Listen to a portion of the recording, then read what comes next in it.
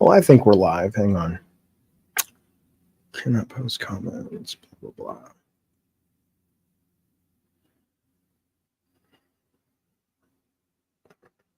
All right, there we go. Well. Oh, hang on. Let me send this out. I will tell you the one thing I like about StreamYard over kind of anything else that I've played around with is it's just so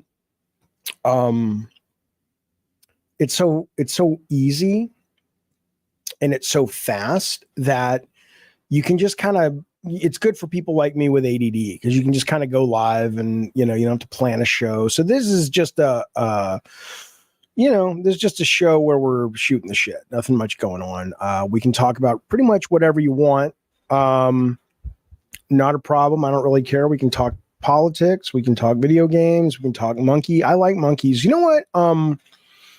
I want to say my dad got my sister this is a story. I think, I believe it happened. I got to ask my sister about this. Back in the day, my dad apparently got my sister a monkey and then it died on the ship. I bet he lied to her. I bet he said, I bet he says to her, "Oh yeah, we'll get you a monkey." And then he was never going to get her a monkey. And then it's just like, well, yeah, it died on the boat coming over.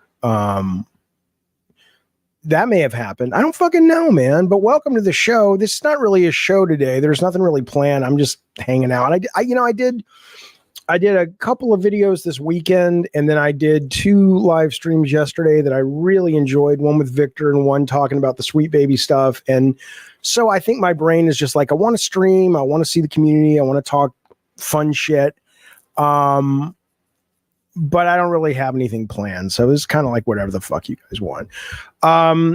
No, did I see the Sweet Baby video? I don't care about reacting to Alex's video, Wayne B. I really don't. I haven't even watched it. I don't plan on it.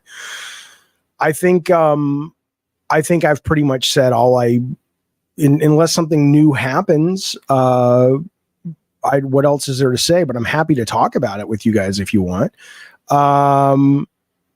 We can talk about anything. Yes, Buzati, you mentioned you take Ozempic. Are there any side effects? I mean, not yet, right? I mean, it's possible. As I said, I mean, I'm fully anticipating, not because I have a reason to believe it, but because there are certainly there's precedent for like, oh, this drug's great, and then it's cleared the FDA and everybody loves it, and then X number of months, years later, it's like, oh, did you know this was chewing through your stomach? And you'll be dead in 5 minutes, but at this point, if I'm going to die via the heart attack or stroke that was certainly incoming before Ozempic, or the diabetes, then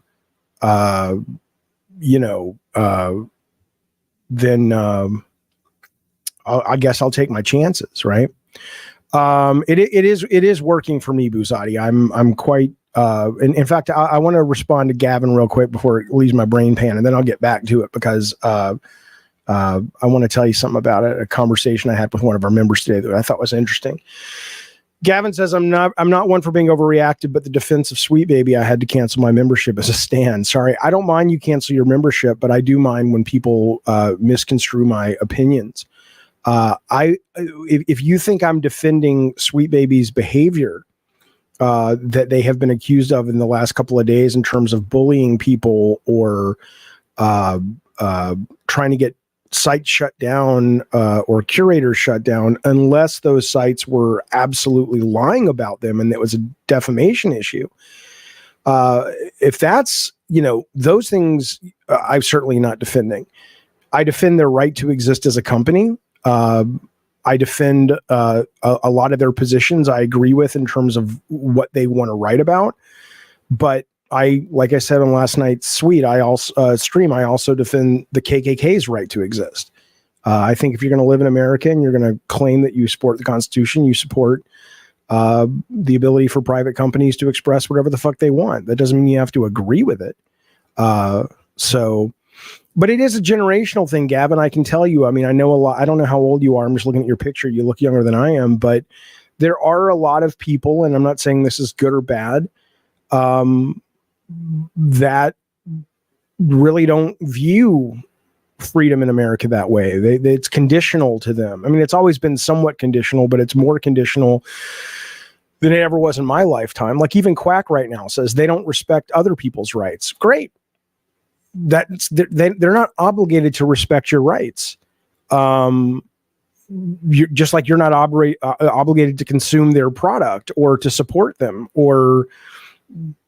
but it's not like a kumbaya thing. They have a right to be a company that you think is shit. That's fine.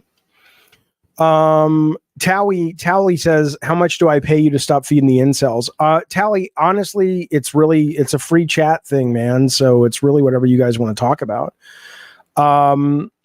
Yeah, I agree. Great Appledate. Standing for the freedom for people to say the most vile speech you disagree with is the most important part of freedom of speech. 100%. 100%. That's good. Yeah, Eric, Twist Metal Black was originally called Twist Metal White before my woke friends intervened. No, it was originally called Twist Metal African American, and it was too woke for the day, so they changed it. Pluto says, when do you think we'll hit the point of diminishing returns as far as graphics go, where the investment isn't worth the added details? Always and never. It depends on the consumer. We're already there, Pluto boy, and for people like me. I love good graphics. I'm not opposed to them. I think they're expensive and I don't think they're necessary. But if someone wants to spend the money and I can afford to enjoy them, I'm grateful. Like I saw today that, as I'm sure you guys saw as well, that Ghost Tsushima, one of my favorite first party games the last 10 years, is coming out on PC. Alexa, stop. Alexa, stop. My goodness gracious. And, I'm only interested in that if I can get it on GeForce, which has been a great experience for me because I want to run it at the highest fucking level. And so, so I'm going to appreciate that. But at the same time, I'm also totally in love with a bunch of indie games where the visuals aren't that. So I think there's always going to be a push towards more fidelity visually, but and I think there's going to be fans for that, but the budget, it's going to have to be built around a concept that is pretty fucking commercial at this point.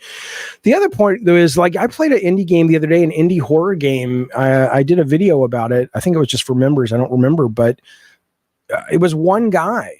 And it was Unreal 5, and it looked as good as a fucking AAA game.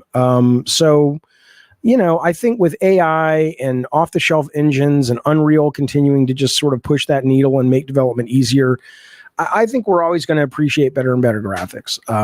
But I think what's really cool about it is that you also have a lot of the population playing games now more than ever before. And a lot of those people, adults and kids, if you look at, the generation that just came up and coming up, they don't care as much about visual fidelity as sort of that, millennial Gen X kind of group seems to. So, Datadin says, freedom of speech has limits. Sure it does. But you're talking about freedom of speech as it relates to the government, and your First Amendment right. So the limit is if you incite violence, then sure, then what you've said is not protected. Or if you give away classified information, what you've said is not protected if it brings about dangers and blah, blah, blah. Neo Noir says Americans are sick of being told what to think, what to say. Nobody's telling you that. I don't feel I'm being told what to think. I know there is a very strong, loud, vocal right wing in America that says things like, my trans son is wrong. I'm a terrible parent. My brother who's gay is wrong. He's a terrible human. But I don't care. I mean, it would be nice if we weren't so mean to each other, but doesn't bother me that, as long as I can live my life and they leave me alone when it comes to that stuff, and I'll leave them alone. Maybe some of the people that are sick of being told what to think are just kind of sensitive because they're not used to it. But trust me, people who think outside the box and live outside the box, like I always have, are always being told we're wrong to think what we think and watch what we watch and write what we write and create what we create. that's just sort of par for the course. Maybe I should say, instead of, oh, I feel for you, I should say, welcome to the fucking suck, motherfucker. I don't mean you personally, neo-noir, but this idea that, oh, suddenly this is a new phenomenon, that's been going on forever. Just not for you. How's it feel? Not good, eh? Okay. Where did this comment go? I want to go back to this one. Well, not this one, but it's right here. If you could make another video game, what type of game would you make? Says Great Apple Dates. I mean, if all the chips fell perfectly, which I mean, I didn't have to build the team. There was healthy funding for it. I wasn't having to politic all day to sort of push my vision and all that. It was just a pure experience, or at least a healthy experience. I have a game I would like to do, which is kind of a walking sim adventure game that deals with sort of a really deep fucking conspiracy when it comes to the government. I think that would be a really good one. And then there's another one that I'm actually talking to some people about doing. But I don't want to get into either one of them in too many details. I mean, the scenario for me making a game right now would really have to be just really quite perfect. And I don't mean that like I'm some kind of arrogant prick. It's just that it's a lot of work to build a company. It's a lot of work to raise the money. You guys see what's going on in the video game industry right now, in terms of the layoffs and whatnot. And so if you don't have to put yourself into that ulcer-inducing environment, don't. Right? That's what I would say. But there are certainly some ideas.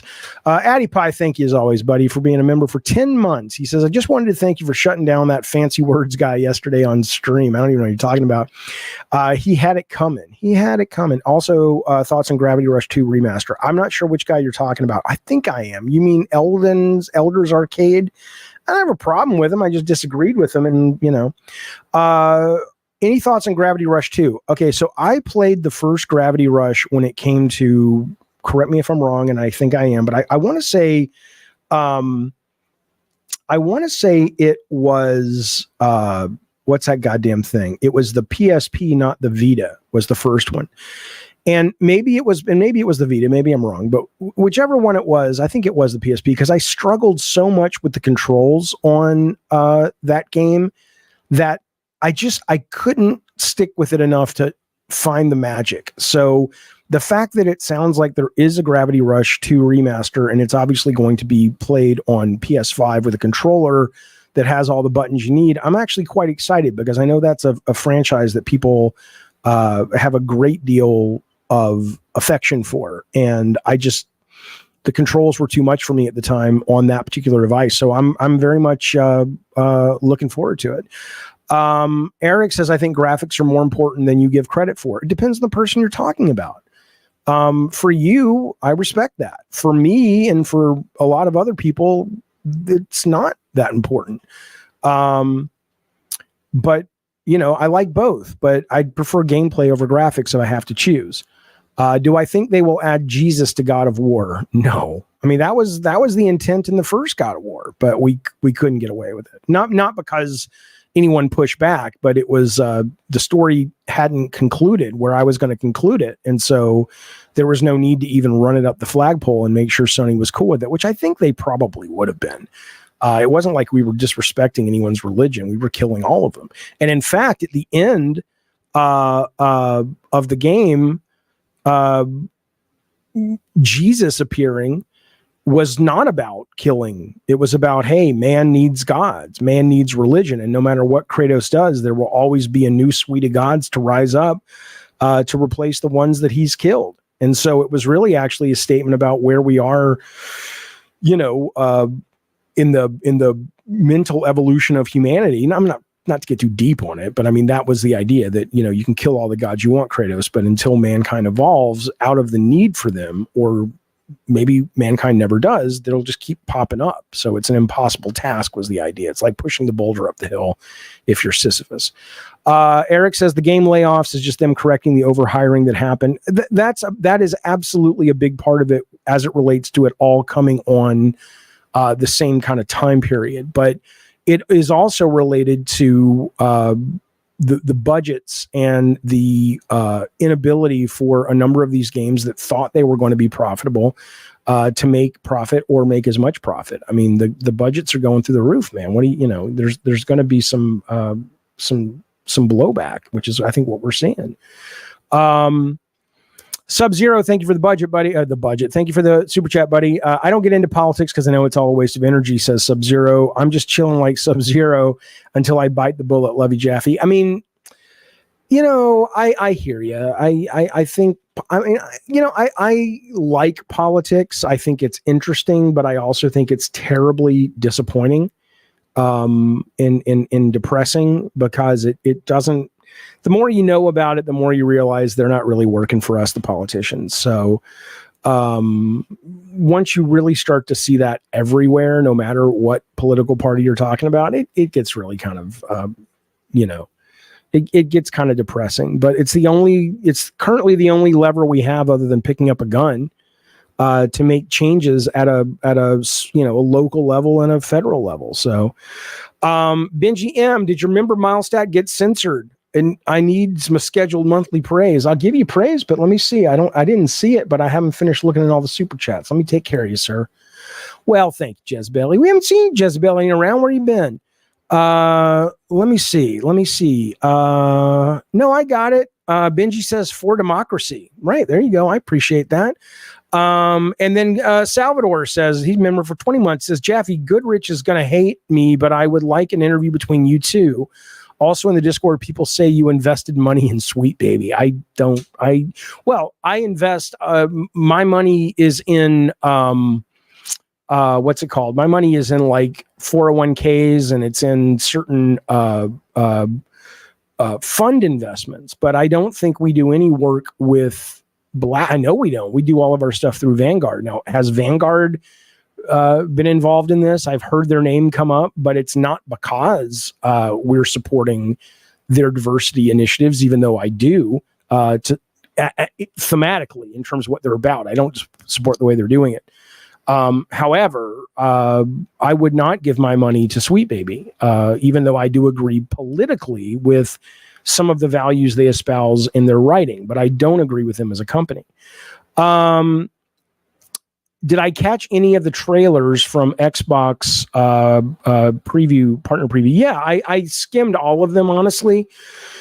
The one, obviously, that's the most. There's two that are the most obvious. There's the one that looks like a Souls game, but it's got kind of a cell shaded anime. I know those are two different things, but it's like a cell shaded anime style.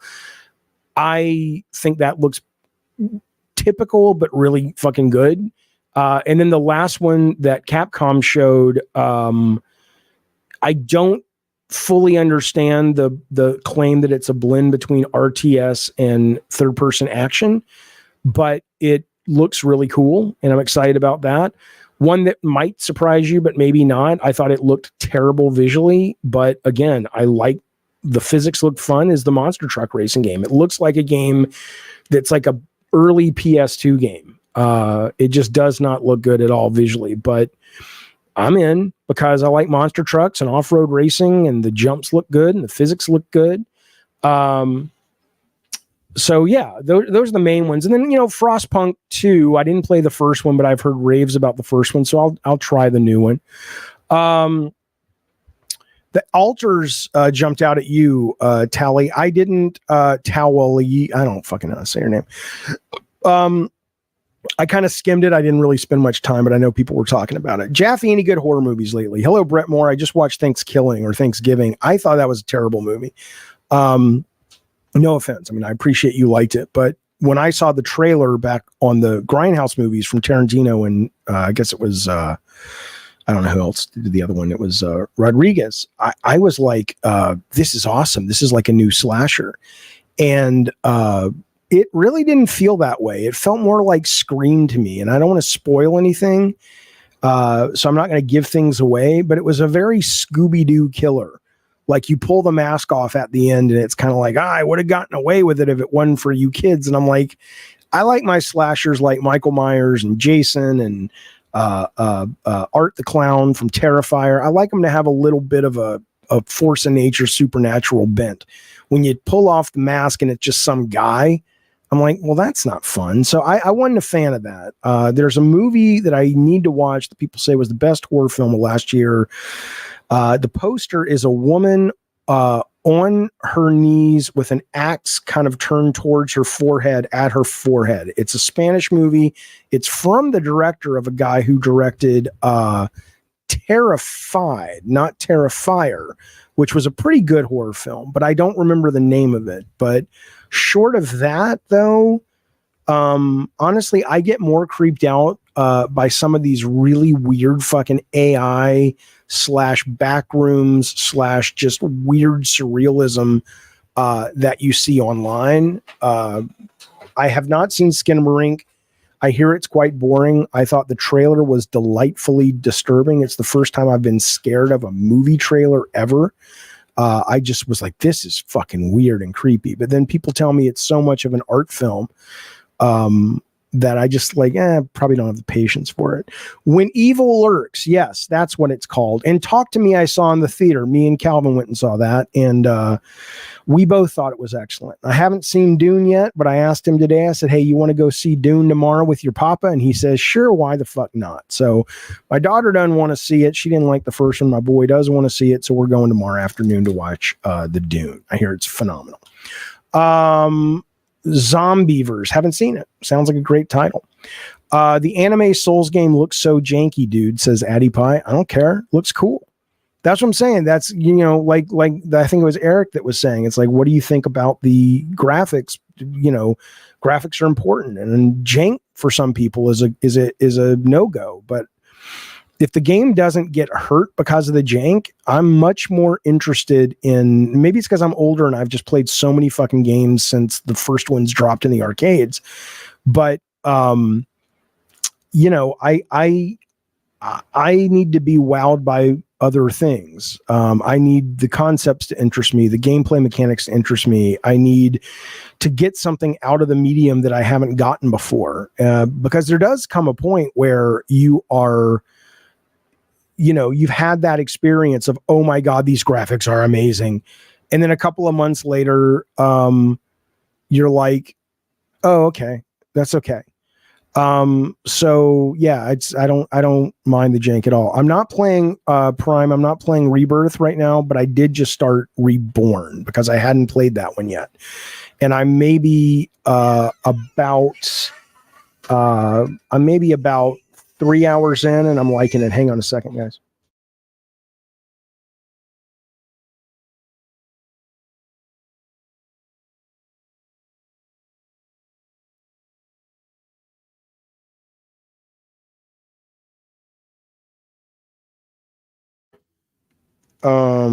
But yeah, I haven't seen Dune yet, but I will.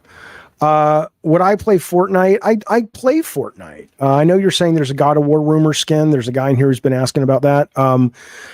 I think Fortnite is an excellent fucking game. I think the fact that people, if you want to pick on Fortnite, that's cool, but actually play it and then pick on it, because a lot of people are talking about Fortnite as it was in the first year that it launched, the first 18 months in it launched, or they're talking about they're sick of it because it's so ubiquitous, blah, blah, blah. And all that's fine, whatever. But if you haven't played Fortnite in the last 12 months, you haven't played Fortnite. Fortnite is an excellent shooter. You don't have to play it with build mode. I like playing it out of build mode because it's interesting. I think that is not for me.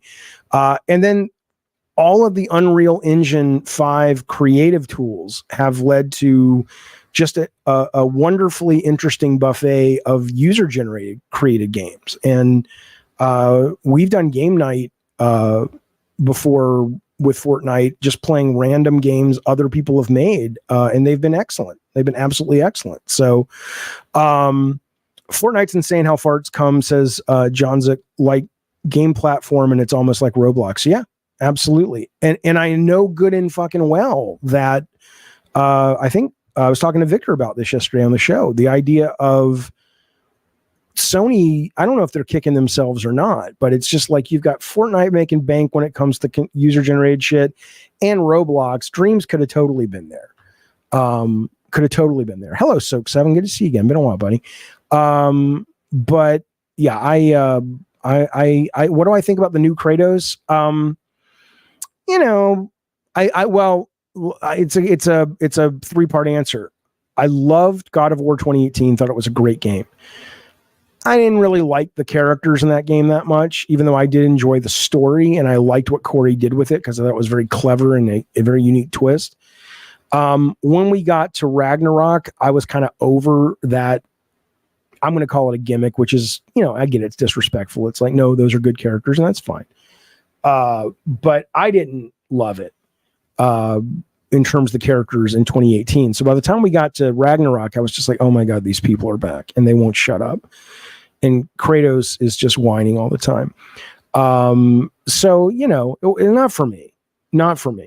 But I respect it. And I enjoyed the production value of Ragnarok, as I've said ad nauseum. And the puzzles, there were some amazing puzzles, great level design, the audio and not just the voice performances, but the Foley and all that was fucking amazing. I'll tell you something else. The Foley in Banishers, and if you don't know by Foley, you know what we're talking about. The footfalls and the bird calls as you're going through the forest and the rain dripping and, on the rocks as you're running through the outside, the cave, and you go outside and the rainfall is hitting some of the rocks that make the cave entrance and all that.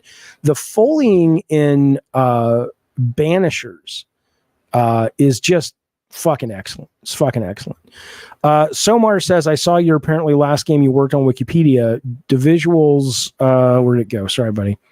The visuals is cool and definitely fluid, but it's just this limited type of game. So what's the story with it? Why was it made? Why are you talking like that? Prince talks like that, but he's dead. Why was it made? I thought it was a cool idea. I don't understand. I'm happy to answer your question somewhere, but I don't really understand it. Would you like to know about Drawn to Death? Steven, hey buddy, he says, would you do another Twisted Metal game if, let's say, you could go to Sony, do it for a less and smaller team? No, you're not big on getting back in the saddle. I think it depends. I'm very curious, and I've reached out to some members of the Twisted Metal team that were working, and understandably, they're like, hey, we don't want to share any information, but maybe down the line, they'll be willing to give me a shout and say, hey, this is what it was about. I've always struggled to figure out how to make that particular genre relevant in a meaningful way. Hey, baby, what's up? I just want you to know that it's going to pour soon, so if you want to take ASAP, I don't know when you take ASAP. Oh, okay. All right. Yeah. It's drizzling right now, but it's going to really pour. I think so. Yeah. Okay. All right. Thanks, bud. But yeah, I've always stressed how difficult I think it would be to work on a game like that in this day and age, because fundamentally, the vehicles, and it really comes right down to this, and I don't have a way around it short of making them transformers or not making them fully cars, which is, if you're going to have an open world combat scenario, people are used to the nuance of a human character now, running on walls or strafing or crawling or laying down or standing up or double jumping or whatever. And with a car, if you really wanted to at least sell the fantasy of a car, you have to remove a lot of that. And that's fine when you're doing a racing game, but when you're doing a combat game primarily, it becomes very clear very quickly that it's lacking that fidelity. And I don't know a way around that. And then you have to say, okay, well, the way you counter it is make the modes more interesting or make the teammate work more interesting. And that's fine. But then you really are walking a high wire act, because as you probably know, no matter what great modes people put in games, 90% of the games out there that succeed are because they're doing the same shit. It's team deathmatch, is kind of the main thing that gets played, no matter how good a mode is. So modes get kind of taken off the table to a degree that it may not be able to help you. So I if I had an idea and it was the situation, Stephen, that you're proposing, then sure, I would consider it. But I don't think Sony's calling me. Maybe they'll change again. I had a call once when I was trying to figure out what I was going to do after Twisted Metal 2012. And It was with one of the marketing guys, a buddy of mine, confidant. We trusted each other a lot. We shared information, and I was talking about maybe pitching what I wanted to do to Sony. And he said, man, Sony has changed so much since you left and started Eat, Sleep, Play with Scott and all that, that I don't know if you'd like it anymore. It's very different than what you left. And it's been that way for a long time, but so much is changing at Sony now that, Sony may, the worm may turn, and the pendulum may swing back, and it may become a company again, at least PlayStation, that it's like, oh, I fit in here again. But if it's like it's been the last 10 or so years, I can't imagine I'd fit in, and I don't think they would ever call me to even want to see if I fit in. The girl from the Rush shooting was found guilty, the armorer on the set. Okay. I don't know if they ever figured out where the live bullet came from. I mean, it's so weird. It's so weird that on a set with guns, somehow one piece of live ammunition found its way into a prop gun, not a prop gun, but a gun that shoots blanks. There's more. I mean, there's always more going on than we know, but there's something else about that story we haven't heard, because that's a little, I mean, think about it. You've got a gun that is a movie gun for shooting blanks, and not only did a live bit of ammo get put into the gun, but it got put into the gun at exactly the right moment that when it shot next, it killed someone. Like, the chances of it happening in general, the gun having a live ammo in it on a movie set is very rare. And then the fact that it shot and wasn't just like, oh shit, man, I was just doing target practice for the coming up scene. That was a real fucking piece of live ammo. What the fuck's going on? The fact that it was, I mean, right? Something's going on, but I don't know. But I don't know. Clint Michael says he just finished Banishers, my game of the year so far. Such great atmosphere. I don't know, man. Here's what I do know. I know if I stayed focused on one game at a time, I would absolutely finish games more often. But there's so much to play. Like, there's this new game that just came out from Poland today or yesterday, the Thuamage, or I don't even know how you say it. It looks awesome, and the reviews have been awesome. And I'm like, well, I really want to play that, or the Mud Runners Expedition game just came out. I really want to play that. So I don't know, man. I don't really know if I don't know what's going to win out. My desire to keep seeking out new things in games, or my desire to actually fucking finish something from time to time. So we'll see. Okay. Dragon's Dogma, right? Dragon's Dogma is coming out in a couple of weeks, and all the people who've played it for the most part are like, holy shit, that thing is amazing. Like, really amazing. Not like, oh, it's pretty good, but no, like, fuck, really fucking good. So I know I'm going to be playing that day one. You goddamn right I'm playing that day one. So yeah, I was talking about Blake Nesbitt. Blake, I don't know if you're around. If you're watching, Blake, I'll give you a link. Come on the stream. Let's continue our discussion from this morning. I'll give you a heads up what we were talking about. Blake's one of our longtime members. Good dude. But there's a point of contention where he and I very much disagree. And I was talking on the server this morning on Discord about Ozempic. Somebody was asking me about Ozempic, blah, blah, blah.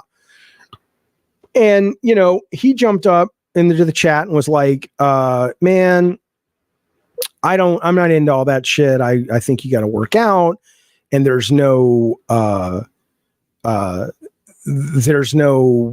secret pill, or there's no shortcuts or blah, blah, blah. And, we got into a discussion / debate, very friendly, of course, about, this idea that people who use, let's just take Ozempic, but any kind of weight loss drugs or anything like that, it's like you're taking a shortcut. And I'd love to have him on if he's still around, he's watching, to talk about that. It's interesting to me. Physical release will become necessary for indies, says 77. Thank you for the super chat. I'm not entirely sure I understand what you're talking about. The problem with physical release is that ultimately I mean, let's assume consoles continue for another 5-10 years. 5 years, I think, is assured. 10 years, I think we get a little, I don't think so. But anyway, why will they become necessary for indies? If you actually have a console that can play it, why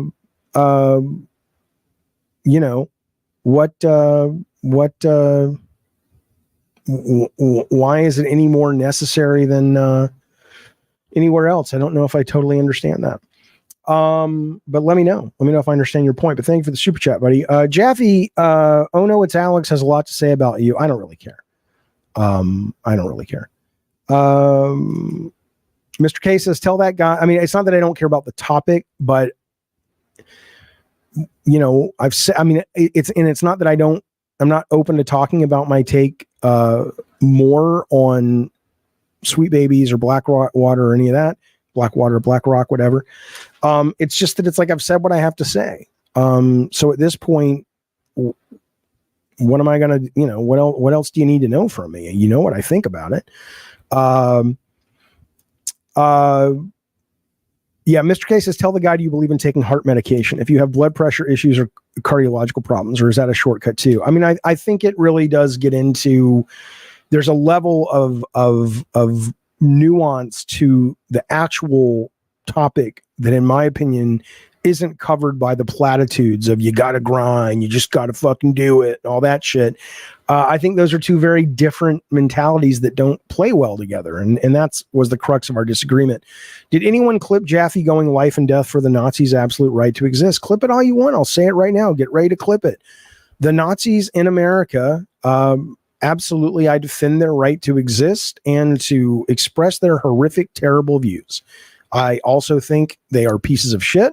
I think they are ignorant. I think they are, at best, terrified, scared, usually boys, little boys, who have been fed a really evil, bad ideology, but they're in a situation where, for whatever reason, that's the only kind of inclusivity they can find, and they have piggybacked onto it. I think at worst, they're just a bunch of evil piece of shit scumbags. If we're talking about Nazis today, like, the Charlton folks and all that shit. But I live in America, and one of the things I value the most about America is the ability to express ourselves, especially when those ideas are offensive to a lot of people. You think my ideas are not offensive to some people? Sure they are. So yes, please clip it, post it all over the place, because if you really want to call yourself a true progressive, but you don't support the rights of people who have opinions to do things as long as they're legal, that you happen to just really find offensive and awful, then you're not really a progressive. You're just kind of an asshole. Jaffe, have you heard of the upcoming A24 movie Civil War? Yes, the first trailer was excellent. The second trailer they just put out was just okay.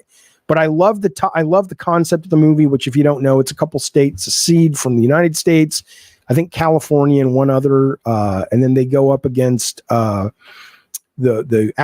remaining 48 states. I got the math right. And it looks cool. Jesse Plemons, who just continues to amaze me. I got to know him as Landry in Friday Night Lights. And then I'm watching him in movies like Scorsese's Killers of the Flower Moon. And he's got a scene in this where he clearly looks, they present him like a bad guy, but he's got these really cool red sunglasses. And he's just like, oh, you're American. Which kind of American are you? And because it's like, basically, because the guy's like, don't kill me, I'm American. He's like, well, which kind are you? I mean, it looks cool. It looks like it's a movie worth watching. I watched the movie. I don't know if they put out, if A24 put it out, but remember the movie The Hunt that was pulled and then they eventually released it? I thought that was great. That was about a bunch of liberal folks that every year kind of capture a bunch of red wingers and bring them to the woods and hunt them for sport and for betting. And I thought that movie was fucking awesome. And I don't remember how it went down politically with people, but I thought it was just a very entertaining movie. And there's a fight scene at the end of that movie that goes on forever, but it's really interesting and really fucking funny. If you believe you have a right to speak your opinion, says Great Apple, you need to protect others. Neither of those things have anything to do with each other. I think they're both true, but I don't know I don't know why you would write those two words, those two phrases together. Jesse Plemons always looks like Down syndrome Philip Seymour Hoffman to me. Yeah, I mean, maybe, but he acts like a motherfucker. He's great. You know, I saw that guy. What's his name? Shane Gillis. Is that his name? The guy who they didn't bring on to SNL because he had some stuff in his past that they didn't like his jokes. But now he was hosting it last week, and I guess he's getting shit for the Down syndrome joke. But I thought it was funny. It doesn't matter that he actually was telling the truth, that he happens to have Down syndrome people in his family. But, you know, people were like, oh, you know, it's like, shut up. If he made I mean, again, I don't support the making fun of Down syndrome people, and I don't think that's what he was doing. But even if he was, shut up. Leave him alone. You don't have to buy his shit. Just change the channel, you fucking busybody fuck. It goes both ways. I get sick of all of it. I get sick of all of it. I get sick of the people who are like, Colin Kaepernick, he's kneeling to protest. You don't watch the football. They're just as bad as the people going after Sean Gillis or whatever his name is. Shane Gillis. I don't fucking know. But I thought it was funny. Whenever I see him on Instagram, he's really fucking funny. Gameplay says Civil War looks so stupid, but I like the hunt. Well, okay. So did you see the first trailer? If you saw the first trailer for Civil War, then I would say, okay, we disagree.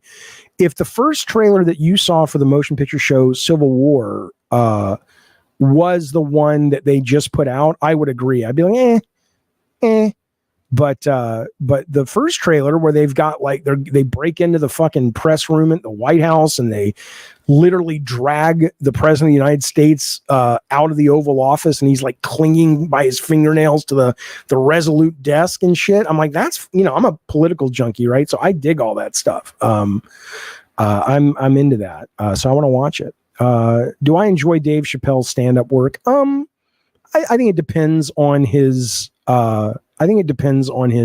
what he's talking about, you know, like anybody else. I don't consider myself a massive Dave Chappelle fan. I didn't really get into Chappelle Show and all that shit, but you know, he said some things that are funny and he said some things that I'm like, you know, whatever.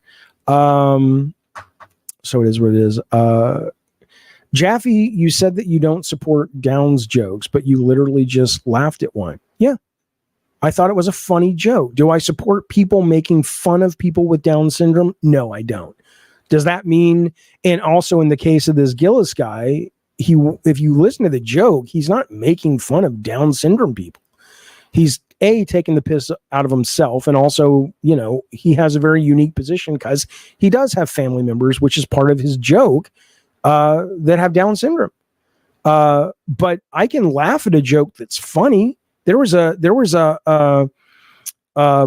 what's the goddamn joke? You know, anybody who watches my shit on the regular knows that I am a huge LGBT ally, if I can even call myself that. It's not my place to say that, but I certainly support LGBT rights all over the goddamn place. But have I heard gay jokes from maybe at least at the time homophobes, like back in the day, Eddie Murphy and what was that guy's name? The guy who's like, oh, Andrew Dice Clay.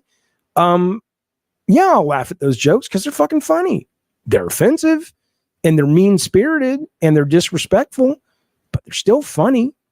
I didn't say, Twisted, you guys are so ready to jump. I don't know who's got you so wired up. He says, oh, you can't call yourself an ally now. It's like, dude, I don't have a checklist. Okay. I'm saying that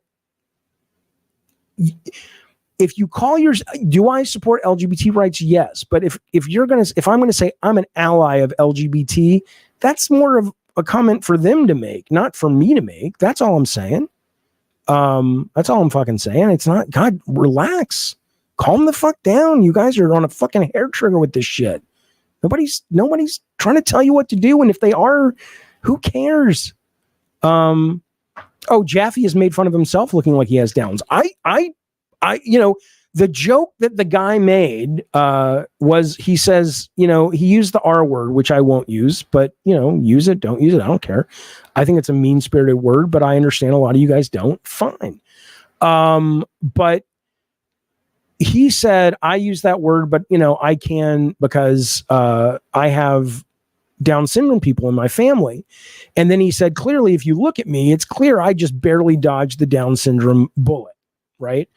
And I'm kind of the same. I've seen pictures of myself, and I'm like, yeah, there are some pictures. There's one from you can look it up right now if you just search David Jaffe on Google. It's a picture of me at the DICE Awards or the DICE conference where I gave a talk. The first talk I gave at DICE, and I'm wearing an Old Navy shirt. I'm not knocking Old Navy. I'm just saying I'm not associating Old Navy with any kind of chromosomal issue. I'm just saying that's the shirt I was wearing if you're looking for it. If somebody said, oh, that's the kid from Life Goes On, that show back in the day that had the first Down syndrome actor, I go, oh, okay, that's a shot from that. What do you want from me? So it is what it is.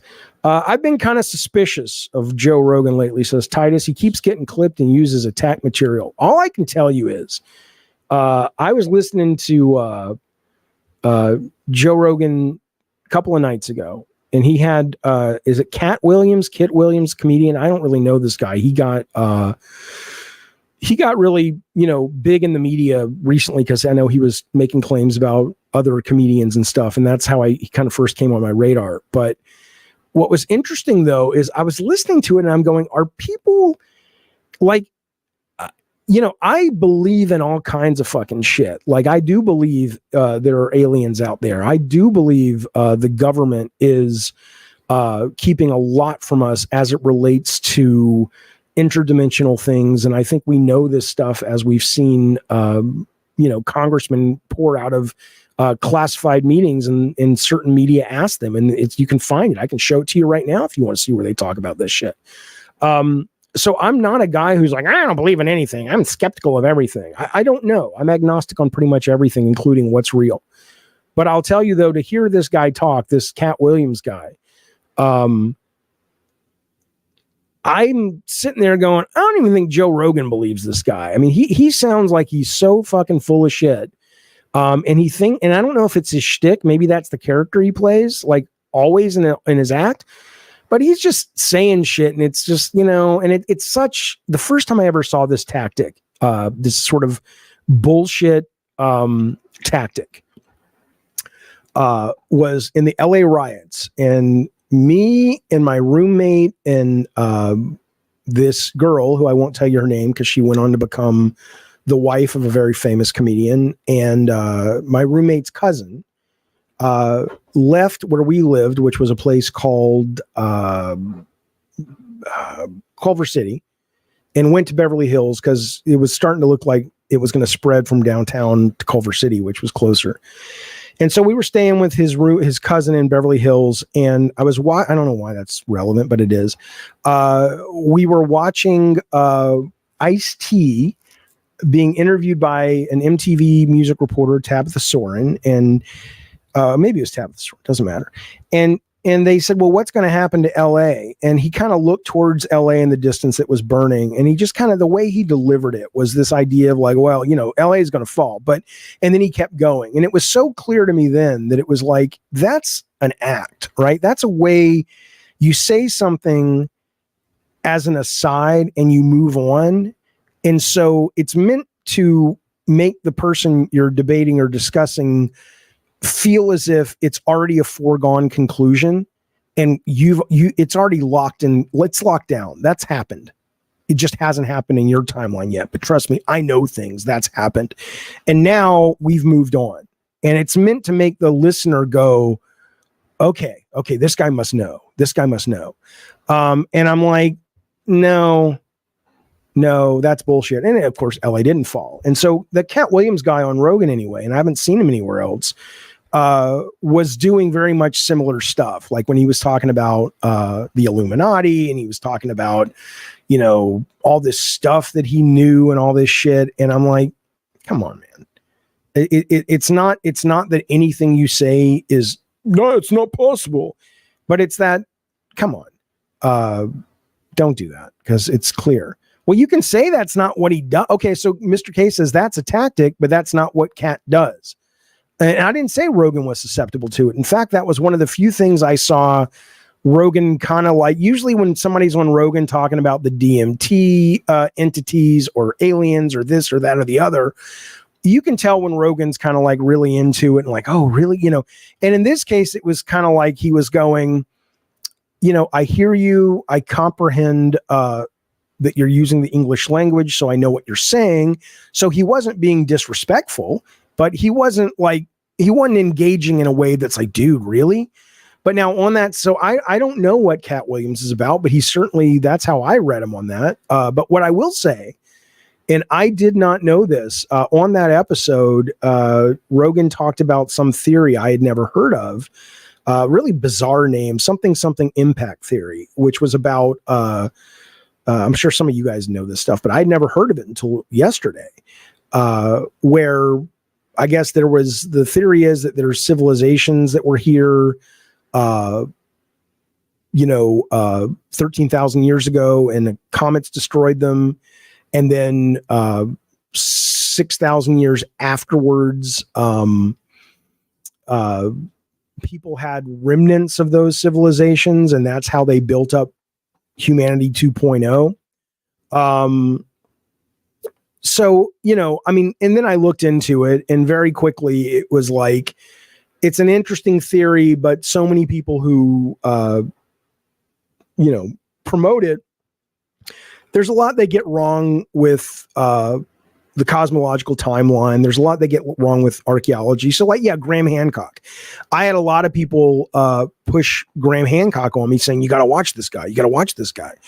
And when I watched it, I was like, okay, that's interesting. And the minute I, went to the internet to do some research to go, how real is this? It was very clear very quickly that at least that show on Netflix, or at least the opening of the show, I only watched the first episode, wasn't really built on a foundation of factual evidence that could withstand much scrutiny. So if the whole theory Rogan is talking about is the same Graham Hancock stuff, then I would say, oh, okay, I think it sounds kind of like bullshit. If it has to adhere to what Graham Hancock was saying. But if the theory can still hold without the evidence, quote, evidence Hancock was bringing up, cool. But the minute I searched it up yesterday after seeing the Rogan episode, I was like, no, people are easily debunking this as it relates to the timeline and things like that. So I don't know. But it's possible. I'm not like opposed to it. You know, I think that it's a cool story. I'd love to believe that. Did you do as much counter research to verify the veracity of debunking? No, only because the pedigree of the people who were doing the debunking were like scientists from Harvard and MIT and journalists that have written for Discover magazine for 20 years. That doesn't mean they're not corruptible. That doesn't mean they're not susceptible to being wrong. But where does one go to debunk the senior science editor of Discover magazine, other than maybe 3 or 4 retractions where he got something wrong that he willingly printed? So I'm happy to see those, but I don't know where to search those. I fear our history will forever remain unknown. I don't think so. What I think, Dennis, I don't know if you guys have seen, and I don't want to spoil anything, but I'm going to. So if you plan on watching the show, if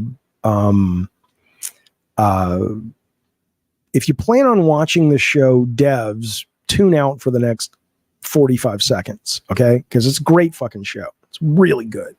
It's from the guy who directed Civil War that we were talking about earlier. It's from the guy who did Annihilation, I believe, and Arrival. Sometimes I get, no, Arrival's the Dune guy. This guy did Deus Ex or Ex Machina, and he did Arrival, and then he did Devs, and now he's doing Civil War. And I love this guy's stuff. But Devs, in terms of we'll never know what our history is, devs is about getting to a point with quantum computing that the computer is so powerful that it can look at the state of things right now, and based on the state of things, it can literally look at how we got there based on all this data, the wind blowing and the weather trajectory and what happened in the news today, and it can accurately trace back to the beginning of man, and then it can construct audio and visual expressions of what was happening within 100% accuracy, because the computer is so smart. It's kind of like if you look at your thoughts and go, I'm thinking about eating this French fry right now. And then a computer could go if it was smart enough, could go all the way back to the beginning of my life and go, this is why you're thinking about eating that French fry. And I will construct the world as it was accurately, simply based on the fact that you, David Jaffe, want to eat that fucking French fry. And so I do think, to Dennis's question or point, that we'll never know our history, I think that's a lot. That'll happen. It may already happen at some point in some other planet that just technologically advanced. But when you look at the very tropey statement of your fucking phone is, meaningfully number of times smarter than the computer that launched, the moon mission. Absolutely. Abso-fucking-lutely. It's a great show, by the way, if you're interested. Anunnaki, I don't know what that is, Paul. I heard Rogan talking about it, but I don't know. So K-Nub says Hancock's buddy, Graham Hancock, who proposed younger dries, which is that impact theory, keeps saying his team is holding on to info that will change our understanding. I think everyone alive is full of shit. Let me just tell you something, K-Nubs. A buddy of ours, friend of the stream, member of the stream, Zeke, I don't know if he's on here right now, sent me some information. I discussed it on Colin Moriarty's Constellations last episode about the election fraud of 2020, which I was like, I've not seen the evidence of election fraud other than just sort of things here and there, but nothing that was anywhere close to sort of a meaningful effort to disrupt the election and swing it in Joe Biden's favor. And he said, well, I want you to read this stuff. I want you to read this shit. And so he sent me some stuff that seemed pretty compelling. And I was like, okay, well, who wrote this? And it was from a company called Truth the Vote or something, True the Vote, whatever.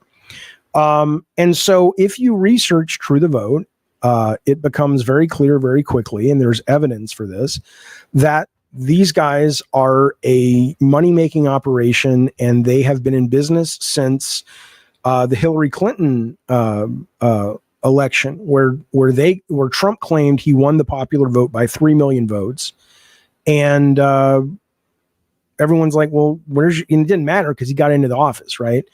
But where's the proof of that, right? So this True the Vote comes out and says, we have proof of that. We have proof of that. And so they've been invited and they've gone on all these shows, and they're like, okay, can you talk to us about the proof? This is a pretty important accusation you're making. And they're like, well, we're not going to show it to you. We're not ready to show it to you. And they've literally been pulled into court, and the judges are like, okay, well, if you have proof now, you have to show it. And they're like, yeah, we don't have that. Okay. So the idea that this group, K-Nubs, has evidence that, this impact theory is correct, I think that would be great. But if you don't show it, I'm sorry. If you're almost less credible if you say you have it but you won't show it than if you just don't say anything. Because why would you not show it? What exactly would occur if you isn't that the whole point? If you have proof that an election that was now going on, what are we getting into, the 2016 election with Clinton and Trump?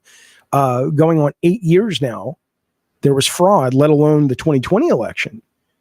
Don't you think you want to share that with people? I don't know. I don't know why they don't. Have I ever met Dennis Dyack? I want to say I met him once, maybe, or I was on I think I did a call-in podcast or something with him. Is what I would say. But I never really hung out with him or knew him or anything like that. but the idea, K-Nub says, it's like the guys saying they have to be careful about what they say about UFOs in Congress, and they give no sporting info. Well, the reason that's a little different. What's that? You going to walk? Is it pouring? It's going to start pouring. Okay. See you in a minute. He likes to walk in the rain. That's a little different though, right? Because that is, they're like, hey, I can tell you this stuff. I'll get you mute, Mo. I can tell you this stuff. I'll tell you this stuff, but I cannot tell you unless you pull me into, I guess, what they call a skiff, which stands for something I don't know, which will allow me to share classified information. And then they did that, right? And so if you go, and I can probably pull it up if enough people are interested. I don't want to bore you if most people don't give a shit about this, but you can go to the internet and you can see the news media, not many of them, because not many of them are covering this, waiting outside the rooms of those skiffs. And as the Congress people of both sides of the aisles pour out, they're basically, one guy they asked on the most recent one, like 2 weeks ago, the first couple, no, it's about a month, it's about mid-February, I think. He literally said, he said, he was asked, he said the stuff that, not Grush, what's the guy's name? Kind of overweight guy, got a beard, not Bob Lazar, one of the other kind of big known guys in that world, right? The congressman literally said that the stuff he was talking about was accurate, was verified. It's not Lou Elizondo. Yeah, Lou Elizondo, that guy. I mean, this is a guy coming out of a classified meeting, an elected congressperson, saying this stuff is that he was saying. He didn't go into the specifics of what he was verifying, but he's like, no, he's the real deal.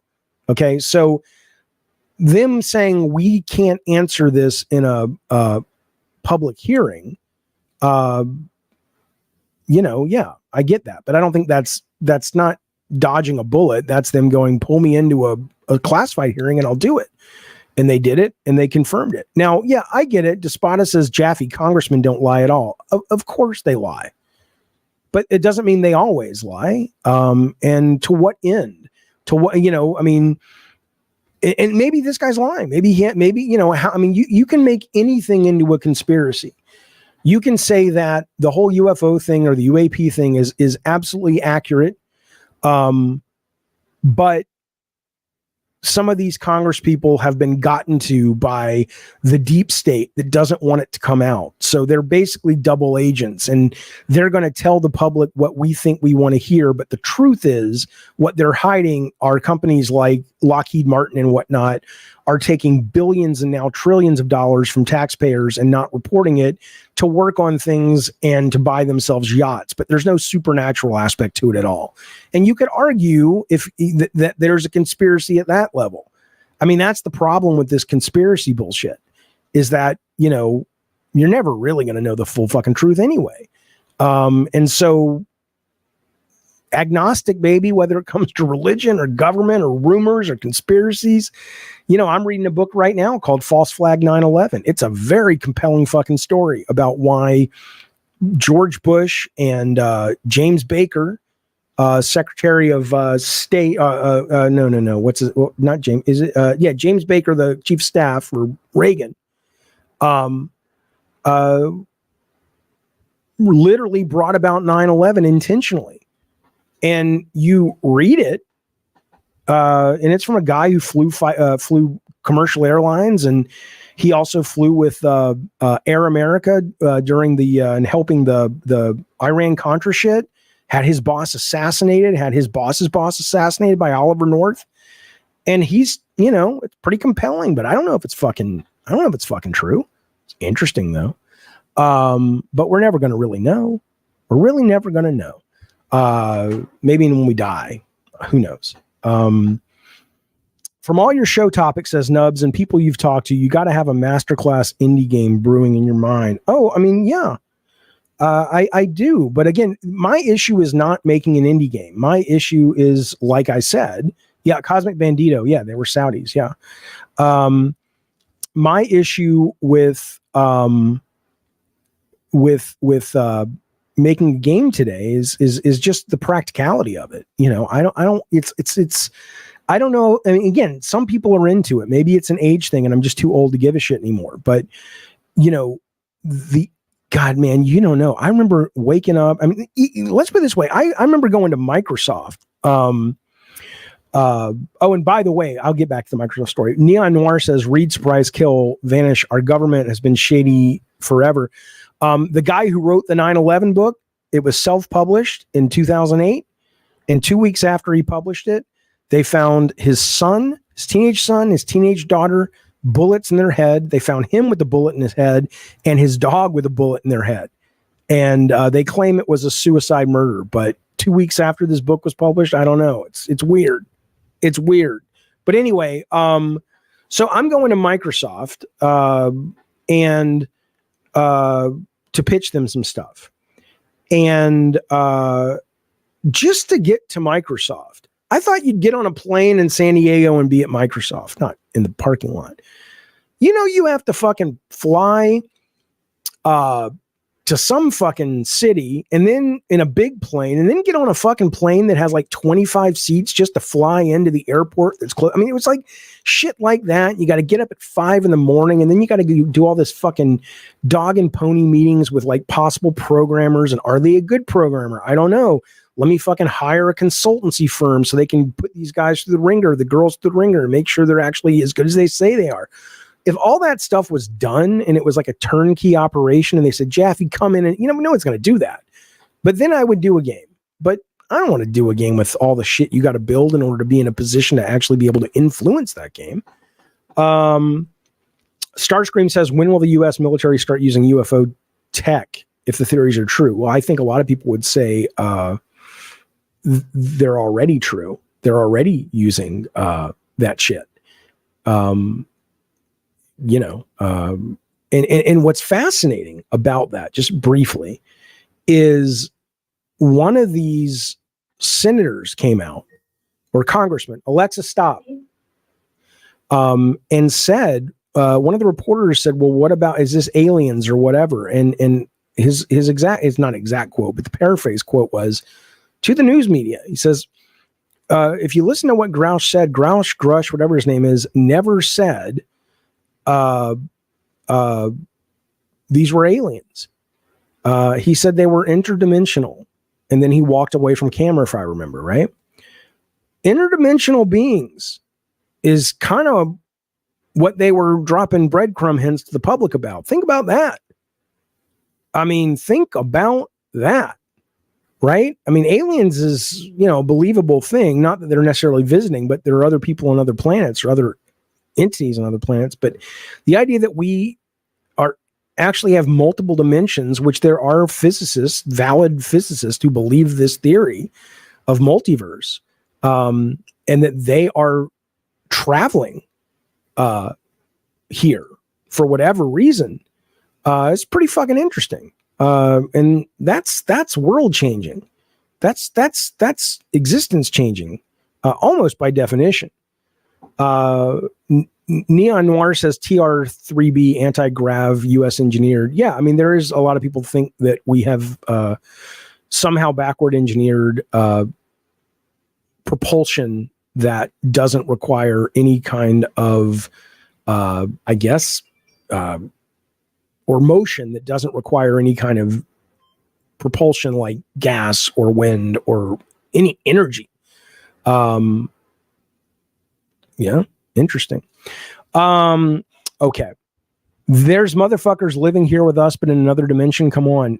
I'm just saying that's, you know, that's not some weird self-published book that I read, and I'm like, I tell you, this theory I read from this guy who, you know, who eats dog food and lives in a trailer in Arizona. You know, no, this is Republicans, Democrats coming out of fucking classified meetings and dropping hints about what they heard. Now, as the other guy in the chat said, these people can lie. Sure. Not entirely sure why they would want to lie about that, but sure. You know, if we're still here when they reveal it, because we're probably not going to kill each other. I mean, think about that. Think about that. How fucked we are as people. We have some of the most exciting shit going on in the goddamn world right now with AI and with the goddamn the aliens or the UAPs and all this shit. And we're just so bamboozled. We're all hating each other. Maybe we're just like little kids in the playground evolution-wise when it comes to the internet. Maybe in 50 years, 100 years, we'll get a little bit better about this. Because I'm I don't know, man. I think, look, there's a lot of people that listen to my shit and they think I'm a stupid fucking idiot. But that's okay with me. I think a lot of their shit makes them sound like stupid fucking idiots, but I don't hate them. I don't hate them. And I'm kind of tired of it. I'm just like, what is the matter? Who hurt you? But I get it. Who hurt you? Probably the system hurt you, and you're angry and you don't feel like you have power in your real life. And so you come to places like this and you lash out because you can't do it at work. You can't do it at home, and you're just fucking pissed. And I get it. I get that shit. Moon Goalie, here's one of them right now. I was just talking about you. He says, it's unfortunate, Jaffe, how disconnected you are regarding Sweet Baby. To ignore the CEO or other employees' own flaws, you strongly point out they're critics for the same flaws. So help me out, Moon Goalie. What do you think? Give me one take. Don't write a novel. Give me one take about my views on Sweet Baby that you consider disconnected. I would be curious what you think I think, because my guess, Moon Goalie, is what you think I think is not what I think. It's what you've been told I think. Jaffe, what do you think? Says Warped. Warped. That's fun. Of Oak Island conspiracy. Is that the one Colin and Dagan were talking about? Where they grew up around this lake and there was a witch in the lake or something. Is that what that is? I don't know. I don't know. We live in a frequency. Sometimes the frequencies overlap, says Paul. Could be multiverse, but like somebody in the chat earlier said, that's some L. Ron Hubbard level horse shit. And I'm like, maybe, but I mean, there are physicists that can show you math that they'll say, I feel this math proves this. Then they're not all fringe. They're like, no, there's mathematical reason. There are mathematical formulas to suggest that it may be true. They know more than I do. I don't think they're lying. They're not saying it is true. They're saying, this is sort of what the math has shown. You should look at the list of Congress people who voted against Congress members from trading stock while in office. Why? I mean, I think it's a great idea not to let them do that. I mean, I don't know specifically what the law is being proposed. You have to be real careful when it comes to public servants being limited to certain things that other Americans have. But at the same time, there are some guardrails that I agree with. So I don't know if it's as cut and dry as your sentence makes it, but I'd be curious to see it if you have God damn it, what's it called? If you have a link. Stillran says, Jaffe, I want to ask, if publishers put a lot of people when making big budget games because they're trying to minimize the risk, why would you put Sweet Baby that consumers don't like?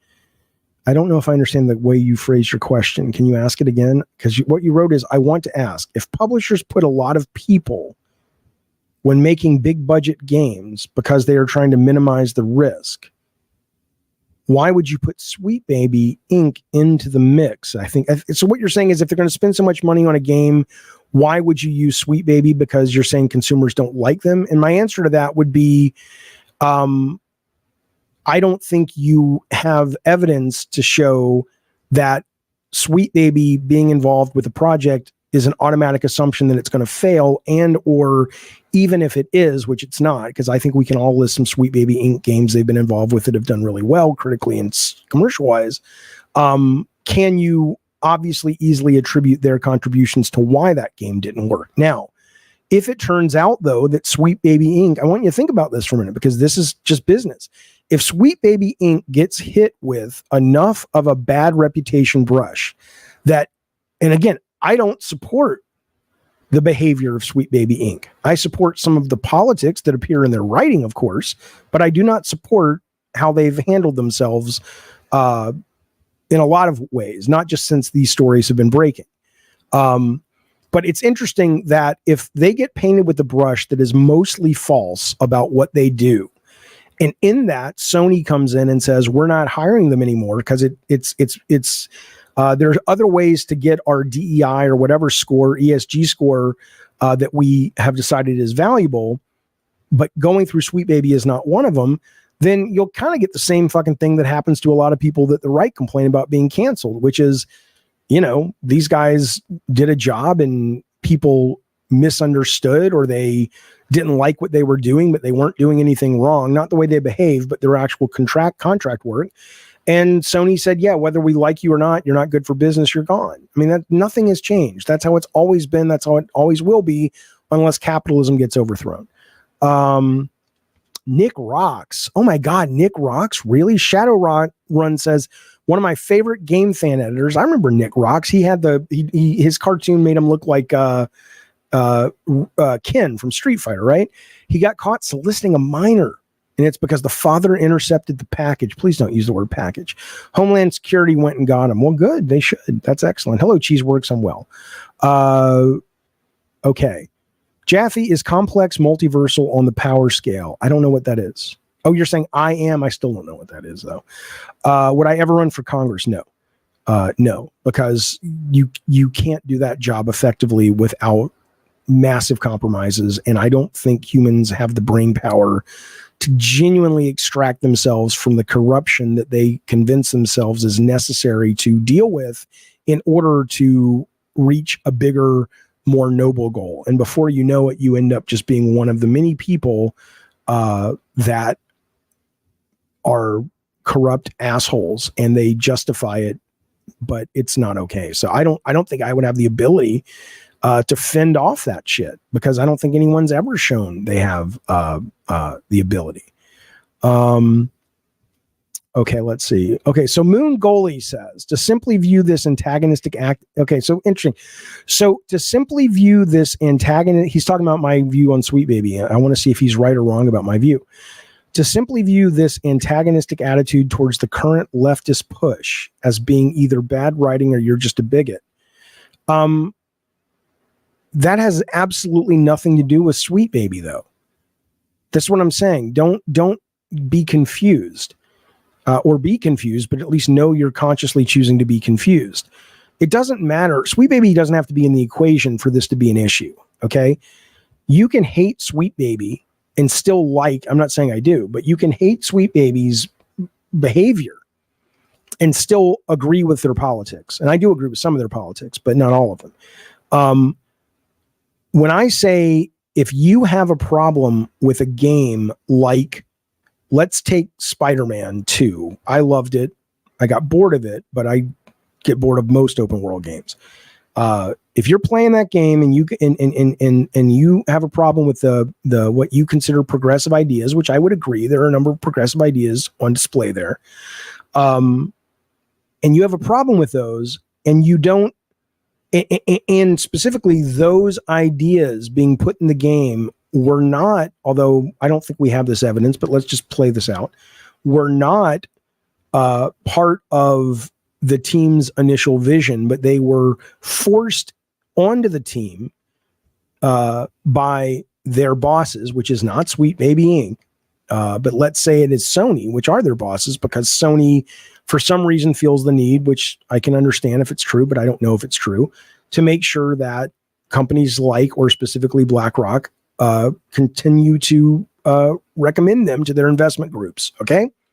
So assuming all those things are true, I still don't think your issue is forced diversity, because what sits above forced diversity is basically a catch-all, or I guess it sits under if it's catching, but you know what I'm saying, umbrella term called notes. notes from executives, whether the notes from executives are good notes or bad notes or based on the current social hits of the day, or needing to say things so that that company gets recommended for investments, whatever the reason, as long as anybody has paid for someone else to do art, literal fine art, Broadway shows, movies, TV, books, video games, there have been notes that come down from on high and say, put this in if you want my fucking money. Okay. The idea that because those notes are now dealing with painting diverser characters into the story, or writing them into the story, or whatever verb you're using based on the artist, is no different, or the idea that those notes are somehow different than any other note that isn't organic to the art.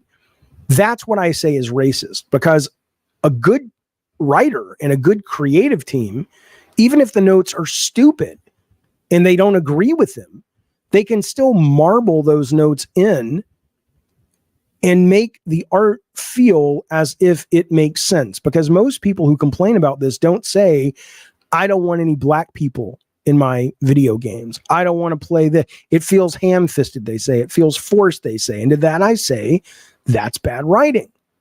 But if you agree with that, then you're like, you and I are in sync. It's like, yeah, these are some notes maybe they didn't want to put in, or they did, but either way, they wrote it badly.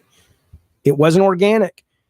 But if you are offended by it because companies are saying these notes are the notes about racism or race or LGBT or whatever, and that's your bigger issue, then yeah, you're probably racist or homophobic.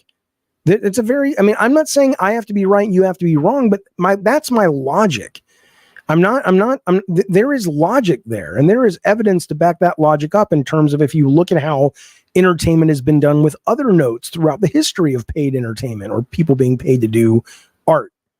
I'm okay if you think that's wrong, but you got to offer up at least semi close to my quality of backing up information. And I'm not saying mine's so great, but at least I'm offering something.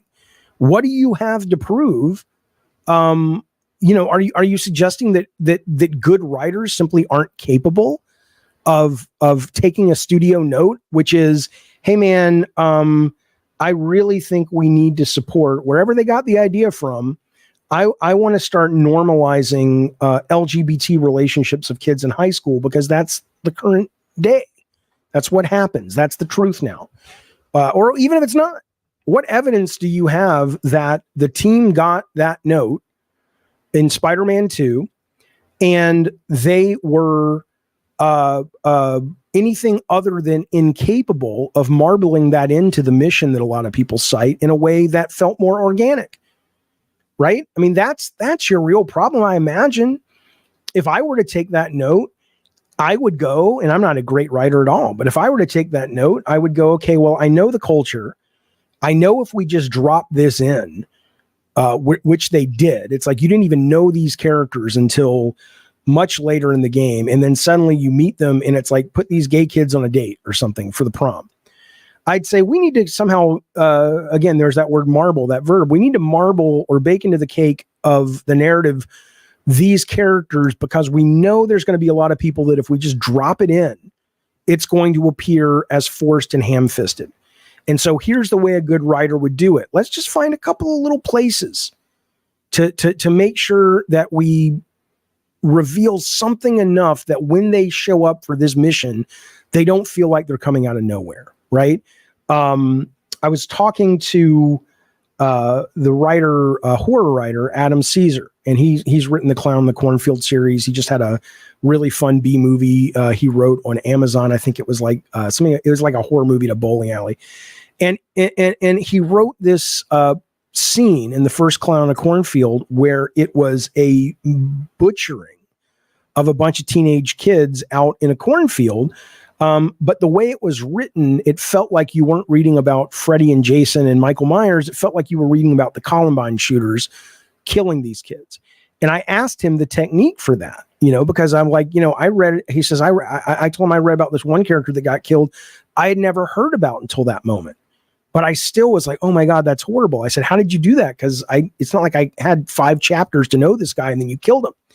He said, if you look at the characters that I kill that you haven't met yet, they get a couple of paragraphs of not like, hey, I'm the writer, I'm going to tell you all about George that you've never met, but you get the main characters that you already trust and believe. You get their views on George.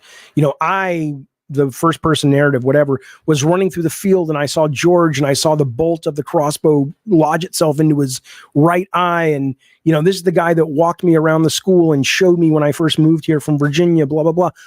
That's the work of the writer that's able to sort of go, this is how it's done. He made sure that because he didn't have the time to marble that in, that he took the time to drop it on the audience in a way that at least felt organic because it came from a character's perspective that you had already gotten to know and like and trust, right? That's all I'm saying. Your issue is not with the ham-fisted shit, or your issue is with the ham-fisted shit. It's with the bad writing. It's not with the studio note, unless it is. And if it is, then you're a racist. Welcome to that club, I suppose. I'm not in it, but I'm sure people will welcome you. That's what I would say. I'm going to skip ahead in the chat. I got to get Mutant Mo's chat real quick. Hang on. One moment. Okay, where did his chat go? I'm sorry, Mutant Mo. Mutant Mo, thank you, buddy. He says, I love my new PS5. I didn't read it because what do you want me to say about that? I appreciate, it's not that I was like, I'm going to avoid that thing, but I was just like, oh, okay. But obviously, I thank you for all your support through the years. A big part of our community, Mutant Mo there. But yeah, no, I'm glad you're loving it. I mean, I again, people misunderstand me, and I love my PS5. I play it more than anything else, but I do think the Xbox is a more exciting ecosystem right now. But I don't care. I'm tired of that conversation. Actually, not with you, Mutant Mo, but in terms of like, I don't give a fuck what you like. No, I don't like PlayStation. Fuck you. But yes, you build in sympathy for the randoms. Absolutely. I didn't say that either, Arathizzle. Arathizzle says, I don't think the gay couple in Spider-Man was cringe or badly written. It was a prom date. Right. But as someone that knows I'm making entertainment for America, I know it goes out to the world, but let's just say the Western world. I'm not talking about what happened with Spider-Man 2 in Saudi Arabia. I still would go, okay, there's an audience that is, as I said earlier, on a hair trigger with this stuff. And I want to make sure that if it was a studio note, that if it's my job to respect the studio note and implement it, that I do it well.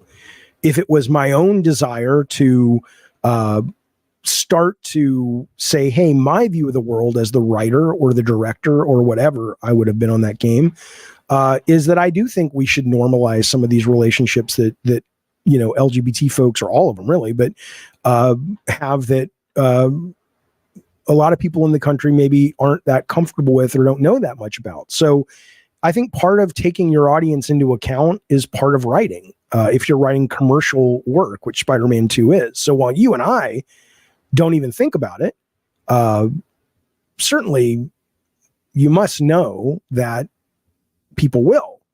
And in that, I think it's important to sort of take that into the writer's room and figure out how to solve that problem. But I'll tell you something else, though. The left bring it on themselves, just like the right do. Just like the left say, defund the police. There were a few people that literally wanted to just not pay the police anything and get rid of all the police. And there's a movement for that, but that wasn't the main group of people. Defund the police was I think, intentionally inflammatory name that actually had a good idea behind it, which was, let's rethink how we pay our police people, and let's rethink how we train them, and let's rethink what kinds of police officers we send out. I'll give you a great example.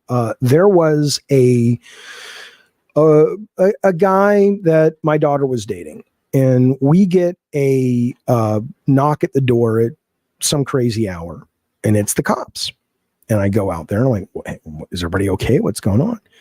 And they say, oh, we got a wellness check that we had to come do here because your daughter, we heard she might be in danger. And I said, nope, but you're welcome to come in and talk to her. And, but it turned out this guy she was dating was upset with her, and that was his way at getting back at her. And, they left. But what the point of it is, though, is that what they came with was a therapist. San Diego is one of the first states or cities in the country to embed psychiatrists with police departments when they do wellness checks.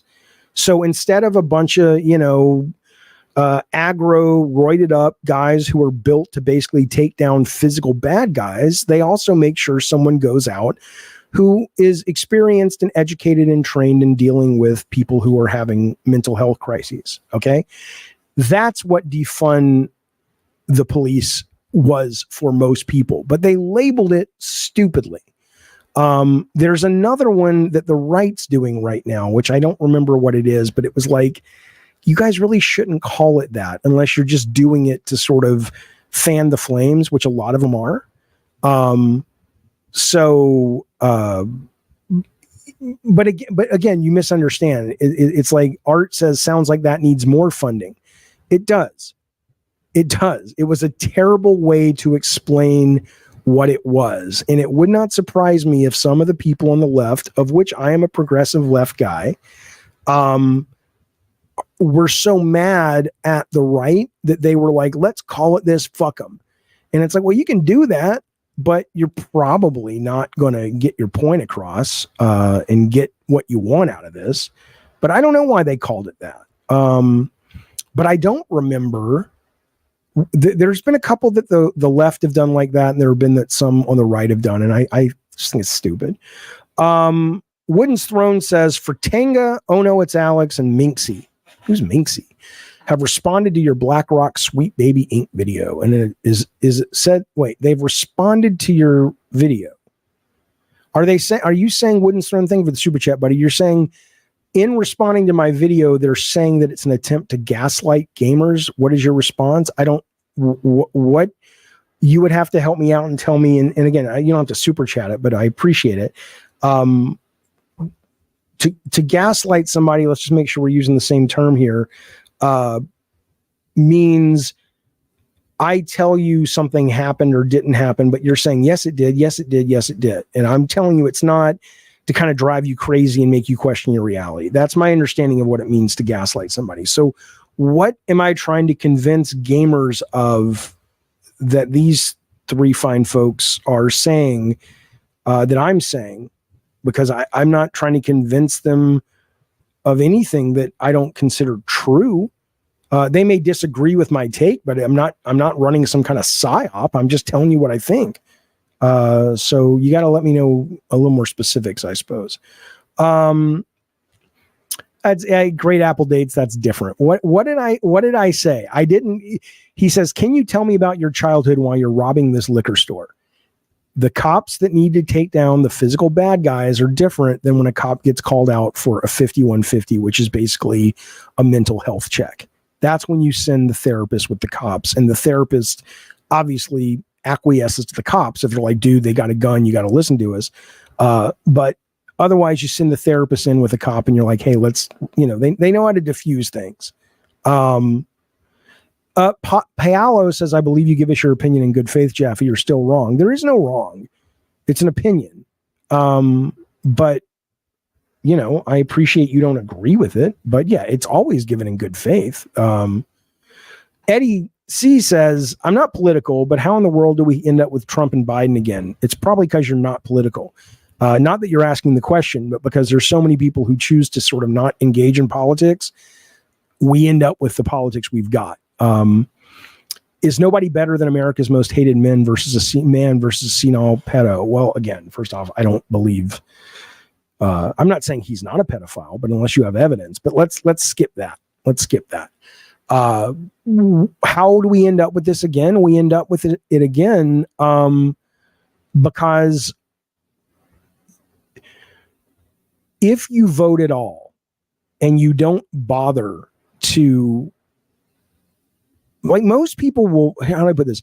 Most people will vote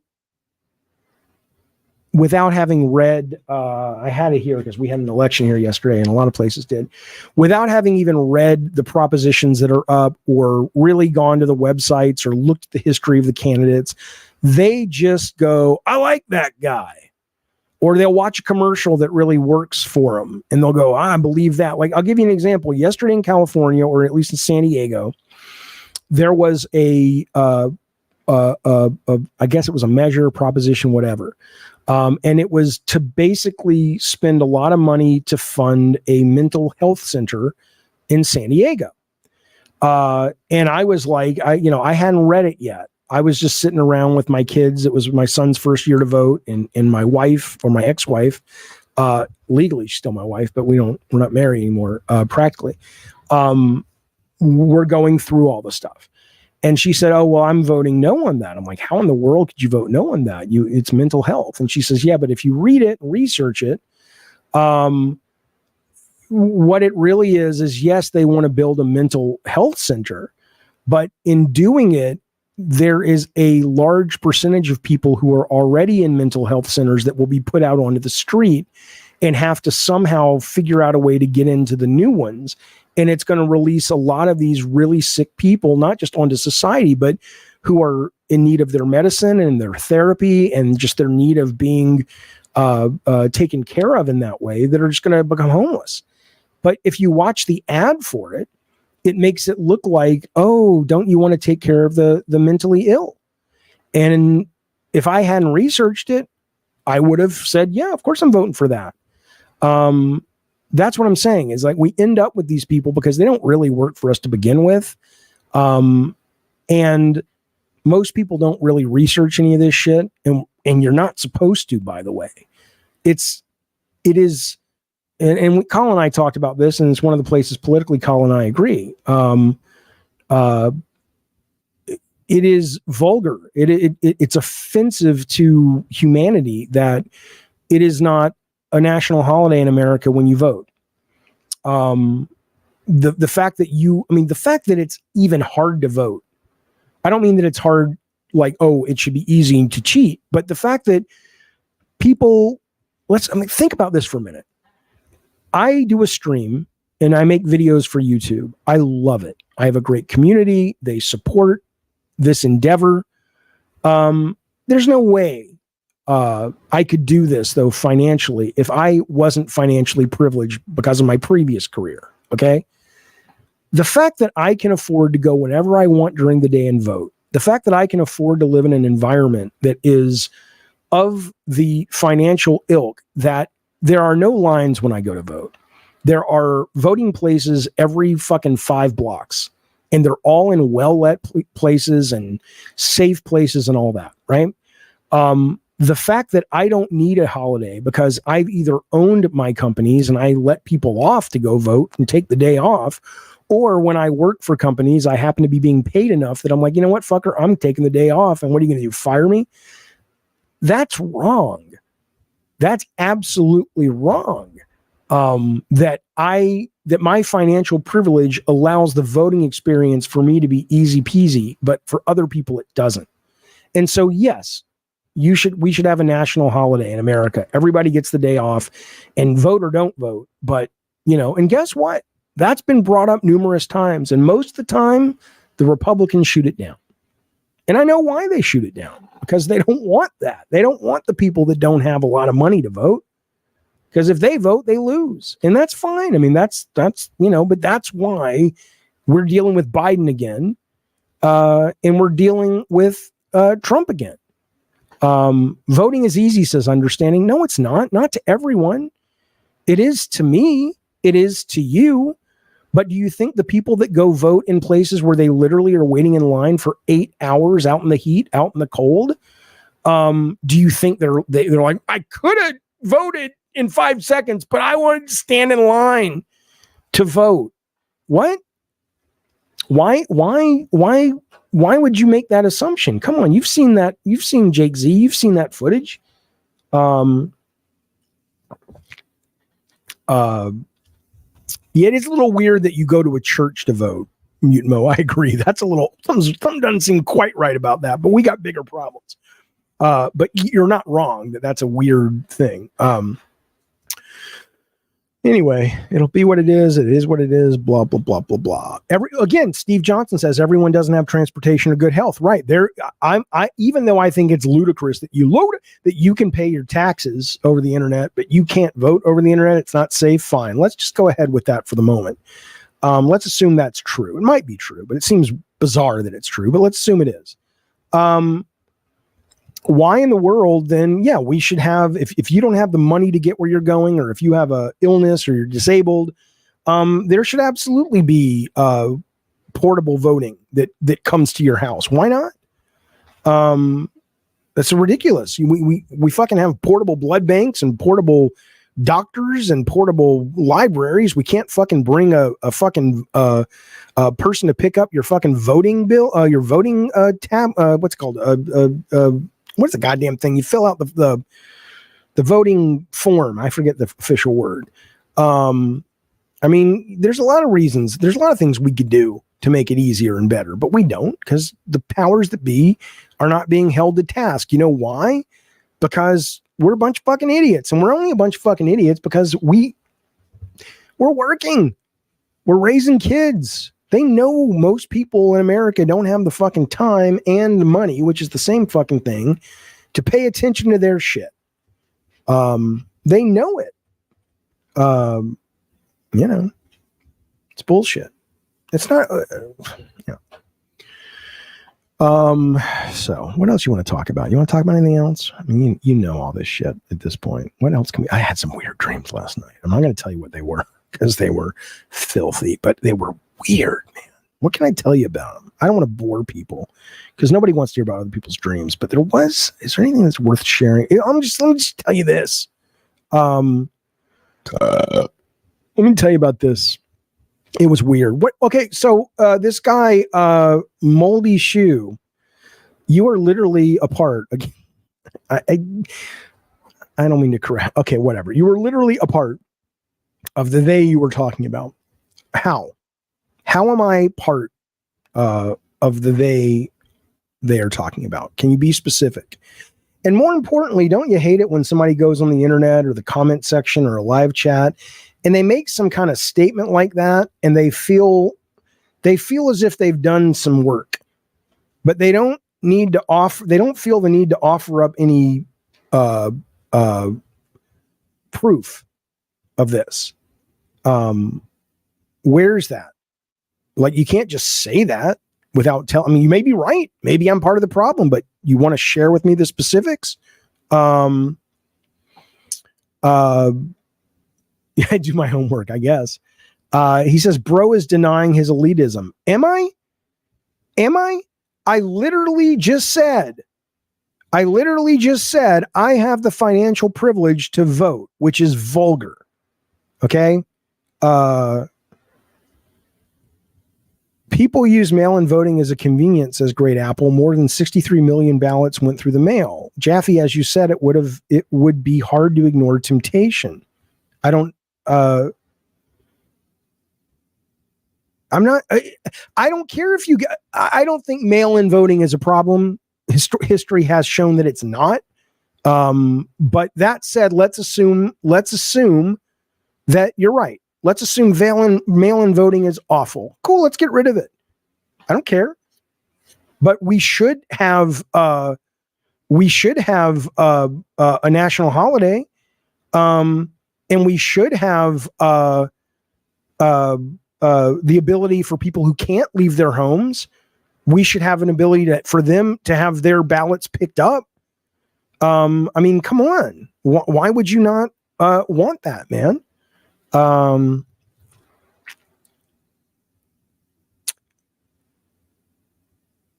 It's a problem because lazy fuckers don't deserve to vote. Okay, then first off, that's a you view. But let's assume for the moment that you're right. You're not. like, because who are you to define what's lazy? Okay. But let's assume you're right. Let's assume if you can't be bothered to leave your house now or leave your job, that's fine. You don't get to vote. But the people who can't leave their job because their bosses won't let them, you think a guy who works, at Denny's is going to be like, hey, I'm going to go vote. And he gets back instead of his lunch break, which is ridiculous. He has to skip lunch to vote. You think that his boss is going to be okay that he had to wait 5 hours in line to vote? And let me tell you something else. If you want to believe that there's maliciousness, which I think is true, there's maliciousness in a lot of things. Why is it easy for some of you guys to believe that it's a malicious thing that will occur if you allow mail-in voting? But you can't believe that the very people who benefit when Republicans win, which is the business owners for the most part, and when Democrats lose, they benefit, would not be keeping their employees from voting, not legally, not illegally, like we're going to lock you into the restaurant, but going, yeah, you can vote in your lunch hour, but if you're not back here in time, you're getting written up. That level of maliciousness is somehow fantasy, but you can believe that voting is in the mail, that's rife with corruption. Come the fuck on. It's all corrupt. I'm not saying it one side has a monopoly on it. Trust me, if the Republicans could win with mail-in voting, they would promote it.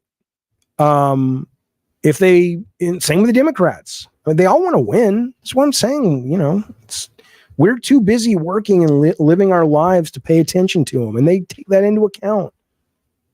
That's one of the reasons, as much as I disagree with how the January 6th insurrectionists, which is what I think they were, as much as I disagree with their politics and as much as I disagree with how they went about at that time expressing their unhappiness, I don't think there's a lot of difference between a lot of progressives like me and them. And that I think if they stand up there and say the government doesn't represent us, I think they're right. They're 100% right. I don't think Trump represents us either. I don't think he's got anybody's best interest in heart except himself. But certainly, though, I can understand their feeling that they are not being heard by people that they thought were there to represent them. Come on, of course. Anyway. Jaffe, Trump said he would make Election Day a federal holiday. Okay, if that was the case, great Apple dates, he was president for 4 years. He got into office saying two things. The first thing, I don't mean he got into office because of this, but once he got into office, he said, I have evidence that 3 million people voted for me in the popular vote and Hillary Clinton stole it and lied. And he also said, as we were leading up to the election with Joe Biden, that this election, if I lose, is going to be stolen. So in all that time, when he was the president, do you think he ever proposed in that time something that would have helped both of those complaints, being a national holiday? No. So I'm sorry if I don't, switch my voting to Trump because he wants to make the election process more fair. Come on now. It's just not true. And RN4L says, well, because the mail-in ballots weren't a big factor or a factor in 2016. Whatever the reason was, he claimed that Hillary Clinton and the Democrats stole the popular vote. Okay, whether it was because of his take on mail-in ballots or not, who gives a shit?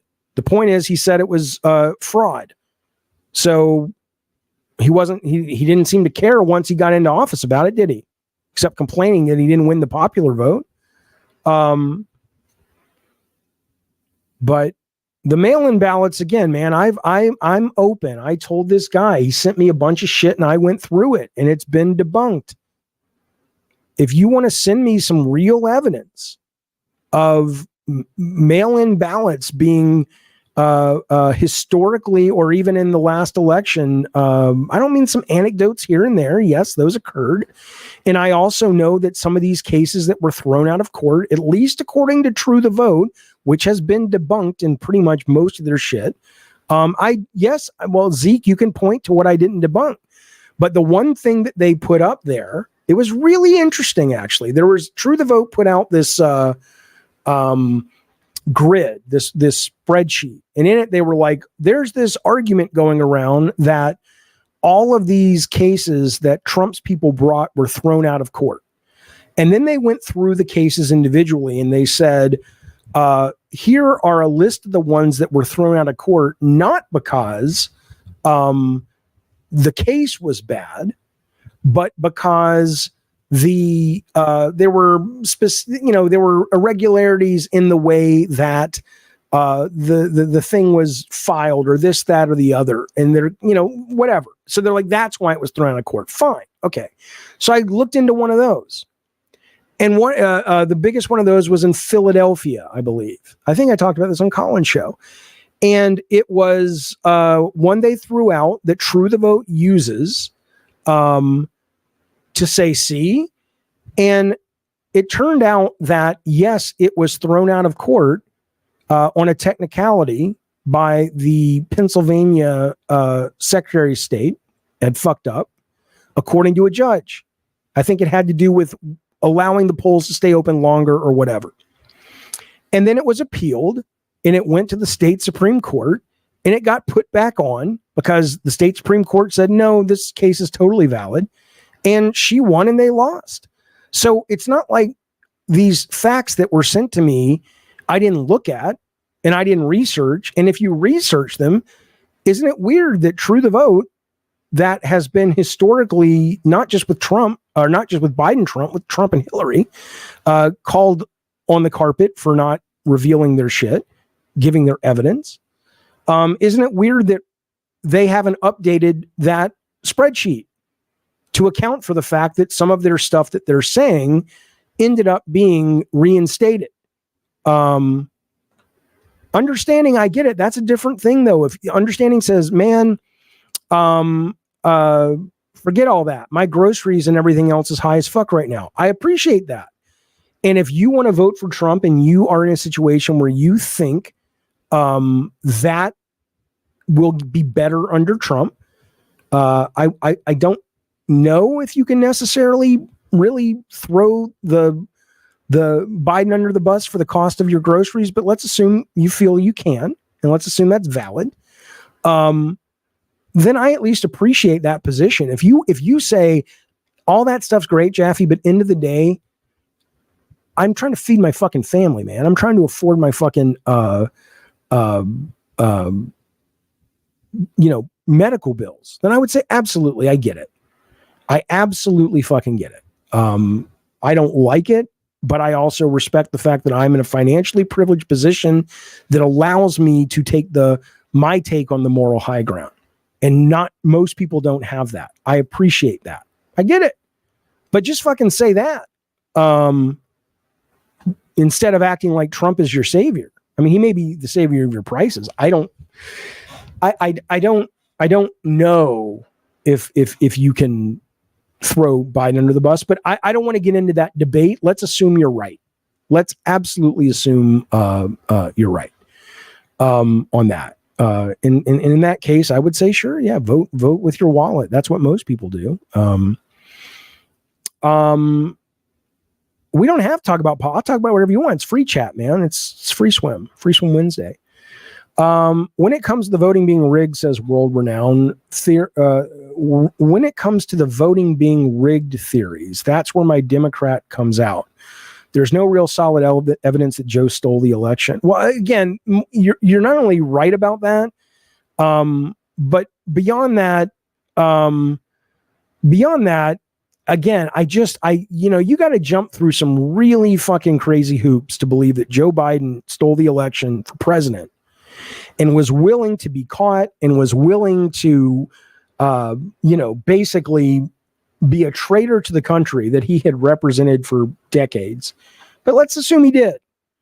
then him and the people that helped him steal it must be the biggest stupid sons of bitches in the world, that they also didn't help him steal only a couple of Senate seats that would have given him a supermajority in the Senate. I mean, imagine a man willing to steal the most powerful office in the world, in the known universe, and not have the smarts to think, oh shit, I got this, but this is a pretty much powerless position if I don't also steal some fucking Senate seats, which are actually a lot easier to steal if you can steal the presidency.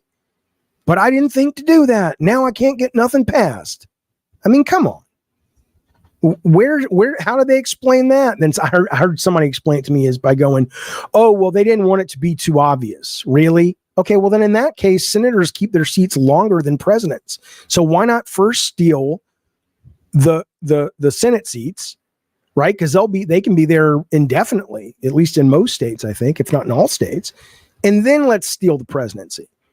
But why would you steal one in one election in the wrong order? It just doesn't work. The media censored the Hunter Biden story. Maybe they did. I don't give a fuck about Hunter Biden. If Hunter Biden is a cocaine-addled, bribe-taking, pedophile, swinging motherfucker, put his ass in jail. I don't care. A lot of the people on the right sometimes think the Democrats are protecting Hunter Biden. Maybe his dad is. That wouldn't surprise me. But I don't give a fuck about Hunter Biden, and most other people don't either. Not Kyle, where'd he go? Secrum of Truth. Sectum? Rectum of, I don't know what your name is, but the truth guy in the chat says it's the principle. Do not censor. Everybody censors. That's unless you want to, the news is not the news. The news is entertainment. The news is commodity. The news is a corporate product that has been being sold to you. Even Fox News said, if you watch Tucker Carlson when he was on their network and you think it's news, that's crazy. We're entertainment. They said that in a lawsuit. Tucker Carlson literally called Trump a stupid idiot. He says he hates him in private text that got leaked. But in his show, he loves the guy. I'm not saying the left doesn't do it too. But this idea that, the media censored, they're not at the will of the government. They're not, they don't owe the public anything. I'm not saying they shouldn't. But if you think watching any of these businesses that make their money by keeping you watching the news have your best interest at heart, you're an idiot. And I don't mean that disrespectfully. I mean, you are by definition not smart enough to have a remote control to turn on the TV.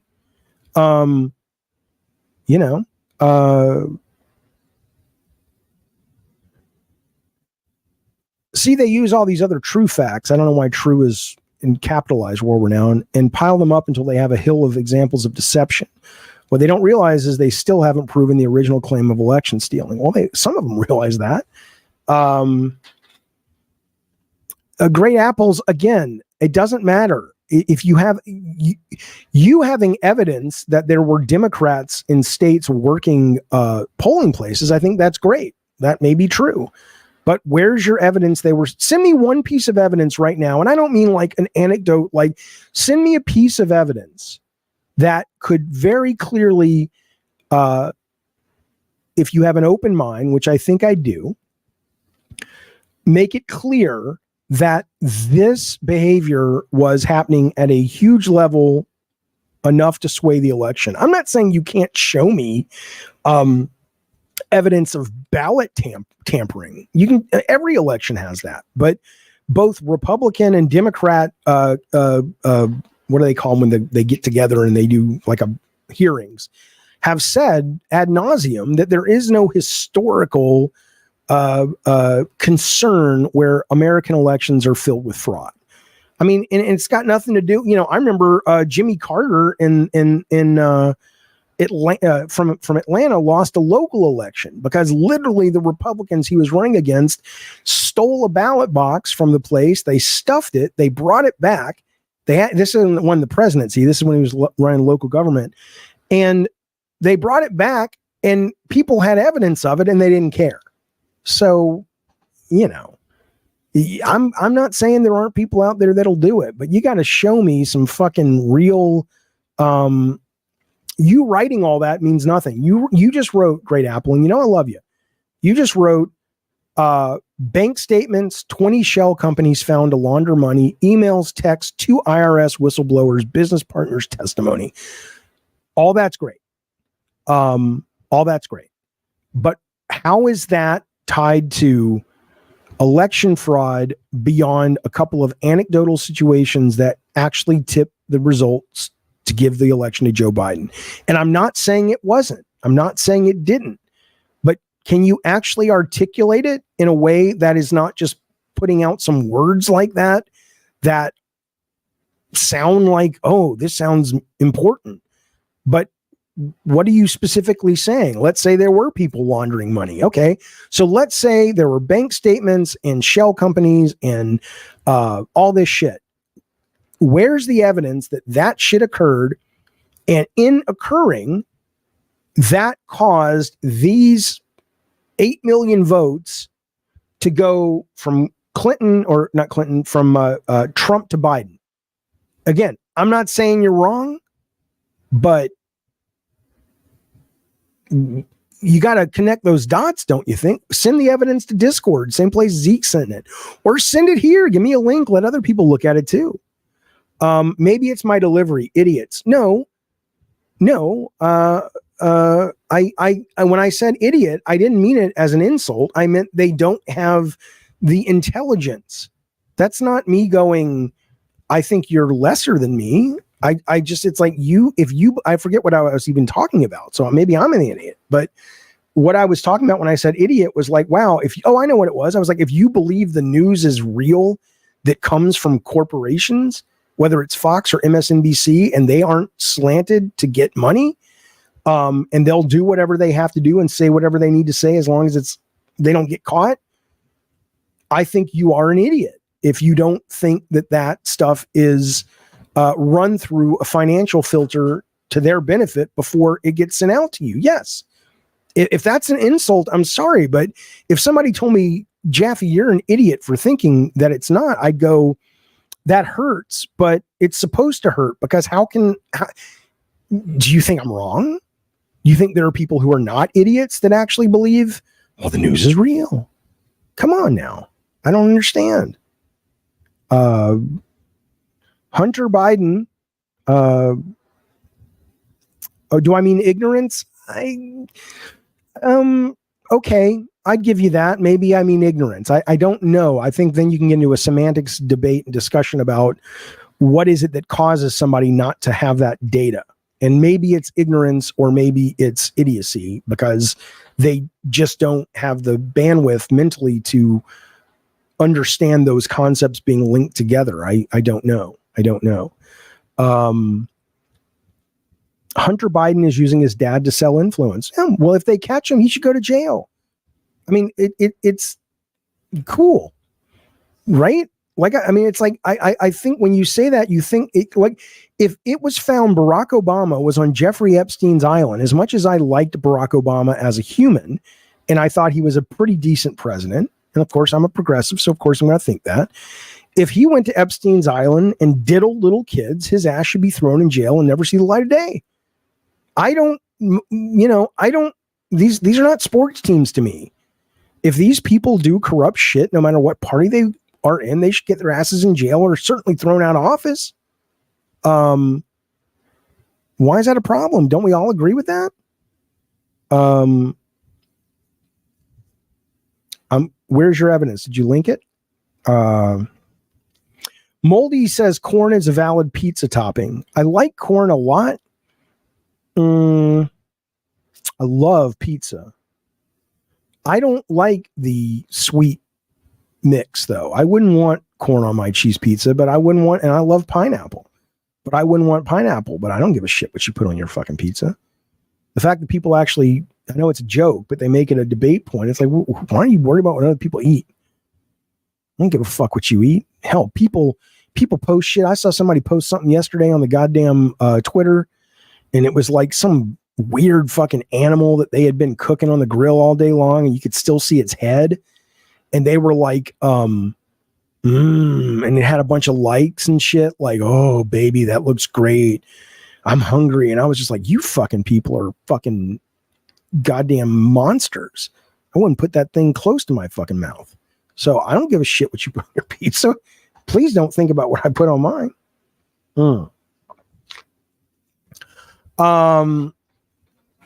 Someone told me to eat shit, so I did. What's the big deal? Hey, people eat it. My oldest fed my youngest a bunch of her shit from her diaper when they were like, I told him I wouldn't tell that story anymore, but it's true. It's disgusting, but it's true. He was like 1, she was 3, and she's like, I'm going to do this. We were out on the deck, and we didn't hear anything coming from our kids, and that's a bad sign. And so we're like, what the fuck? It's got all quiet in there. We go in there. I never forget their face, man. The youngest was just like one of those silent cries, but there was shit coming out their mouth. Shit's bad, man. Shit's bad. Ozempic, right. How's the Ozempic treating you? I think good, man. I mean, look, I made some French fries today. I got an air fryer I wanted to try. These would have been gone in the past, like in the first 5 minutes. I'm kind of done, man. It's working great for me. I know Blake's probably busy. Blake's a guy we have on the Discord, and I was debating with him about, weight loss drugs and diabetics drugs and shit like that earlier today. And he's not a fan, and he seemed real offended by the whole idea that people would take medicine for stuff like that. And that's his position, and I respect that. I don't agree with it, and you don't agree with mine.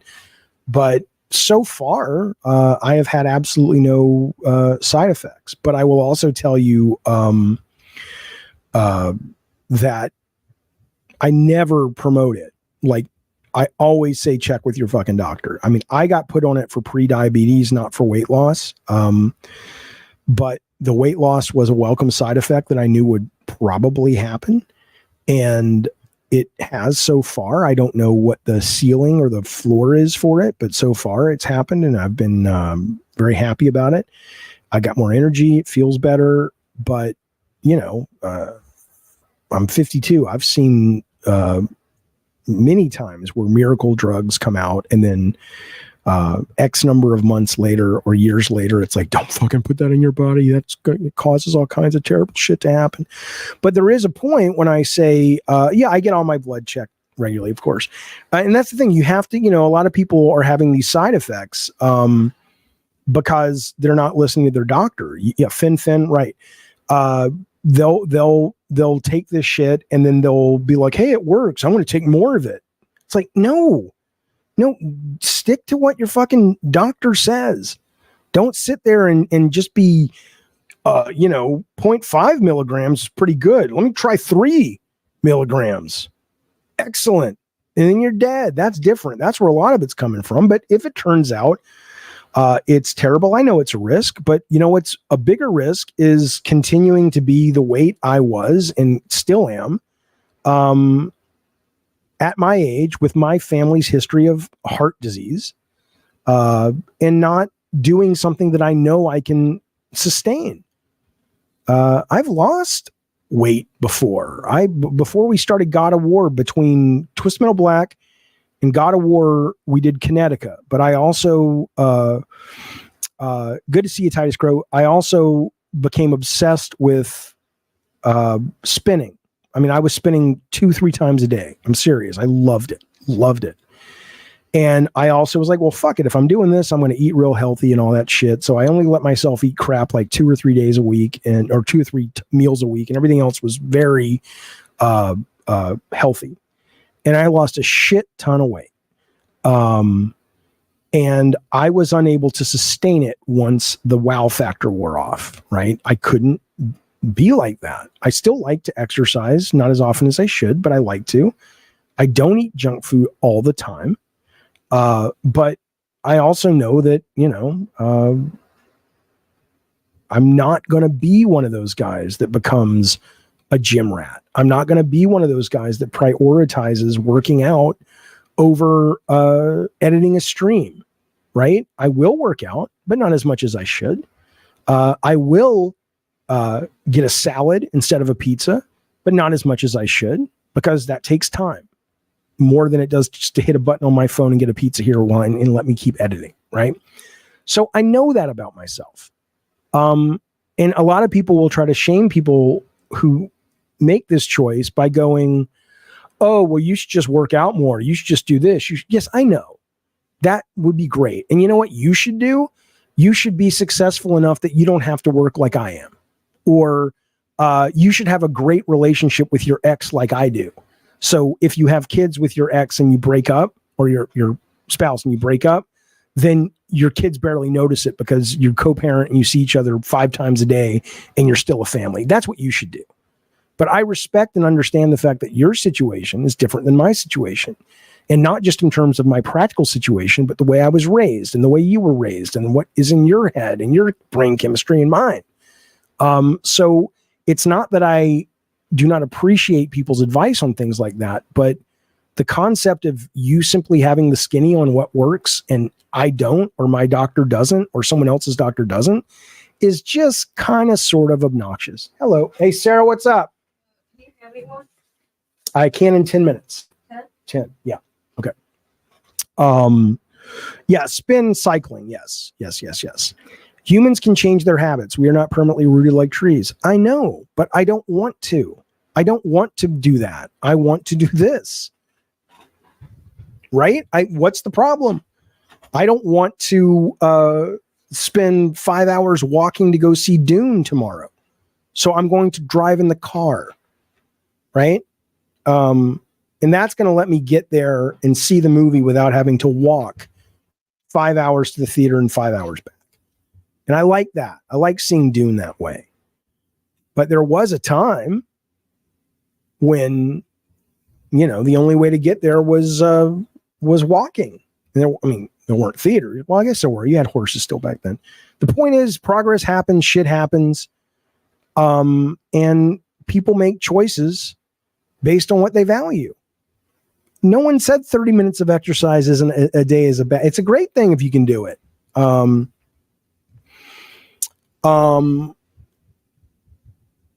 So far, Doug, it's worked out, but it may not. I'm okay with that. I'm okay with that risk.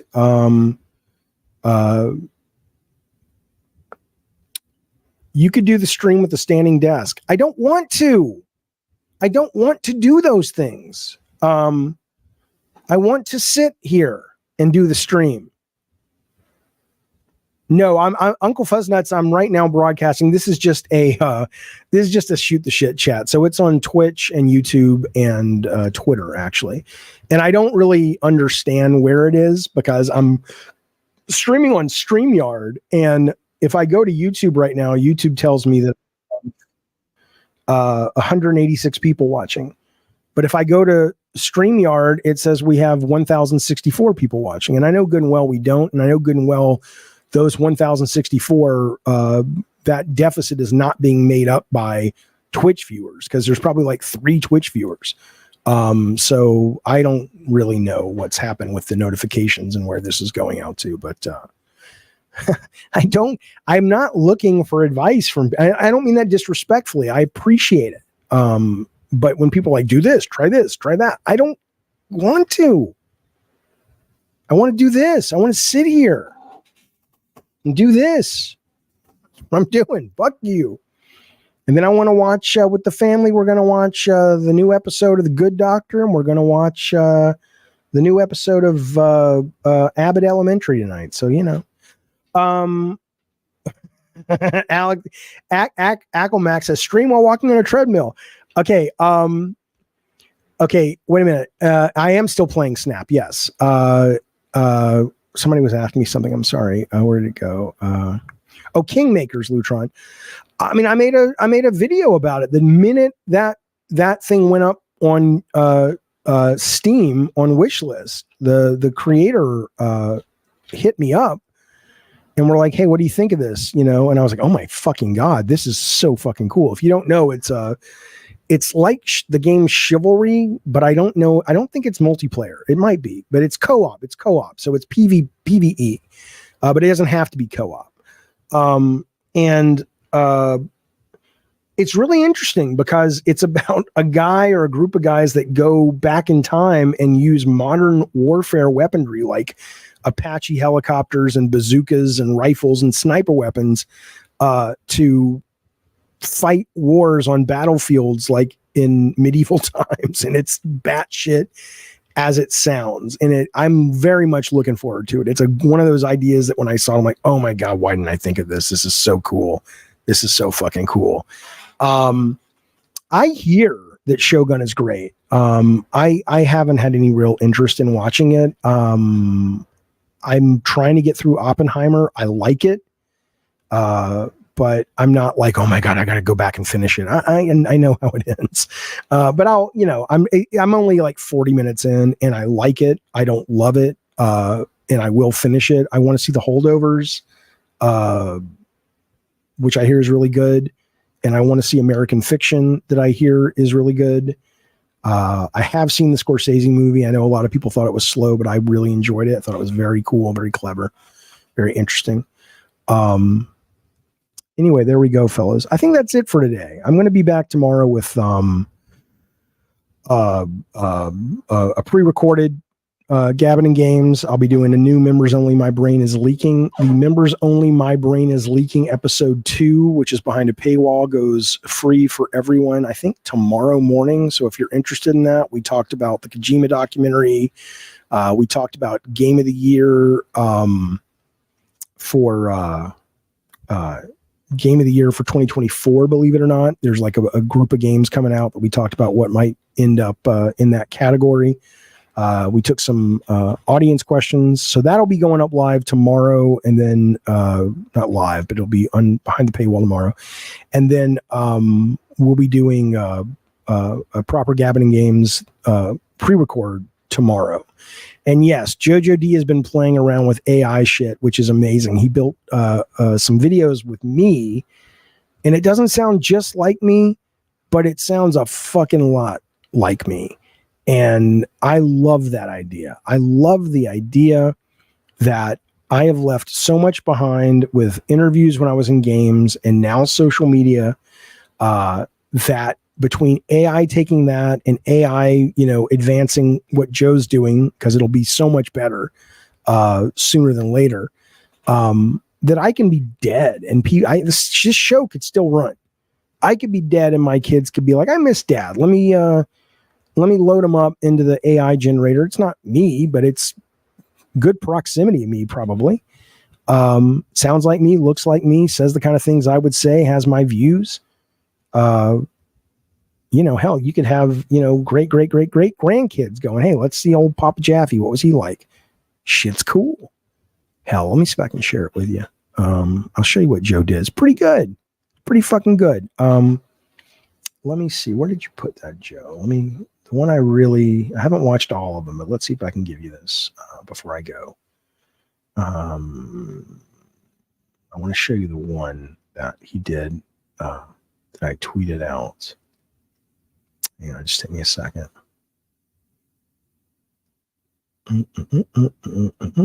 Fuck, I can't find it.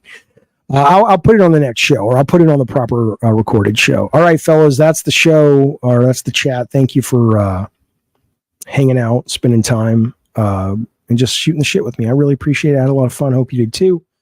And hopefully I'll see you if you are considering a membership. They're good. A lot of stuff we do with members only. Subscription on the YouTube. We have Patreon now. We also have a podcast over on Podbean, but it's on every podcast now. So my conversation with Victor is up. The first episode of Gabbing and Games pre-recorded is up. My Brain is Leaking is up. Episode 1, My Brain is Leaking. Episode 2 will be up tomorrow. That's on all the podcasts that you go to. So consider joining, consider supporting, but if not, consider just not being an asshole, and I'll try to do the same, but boy, it's hard. All right, be well, be safe. Talk to you guys later. Bye.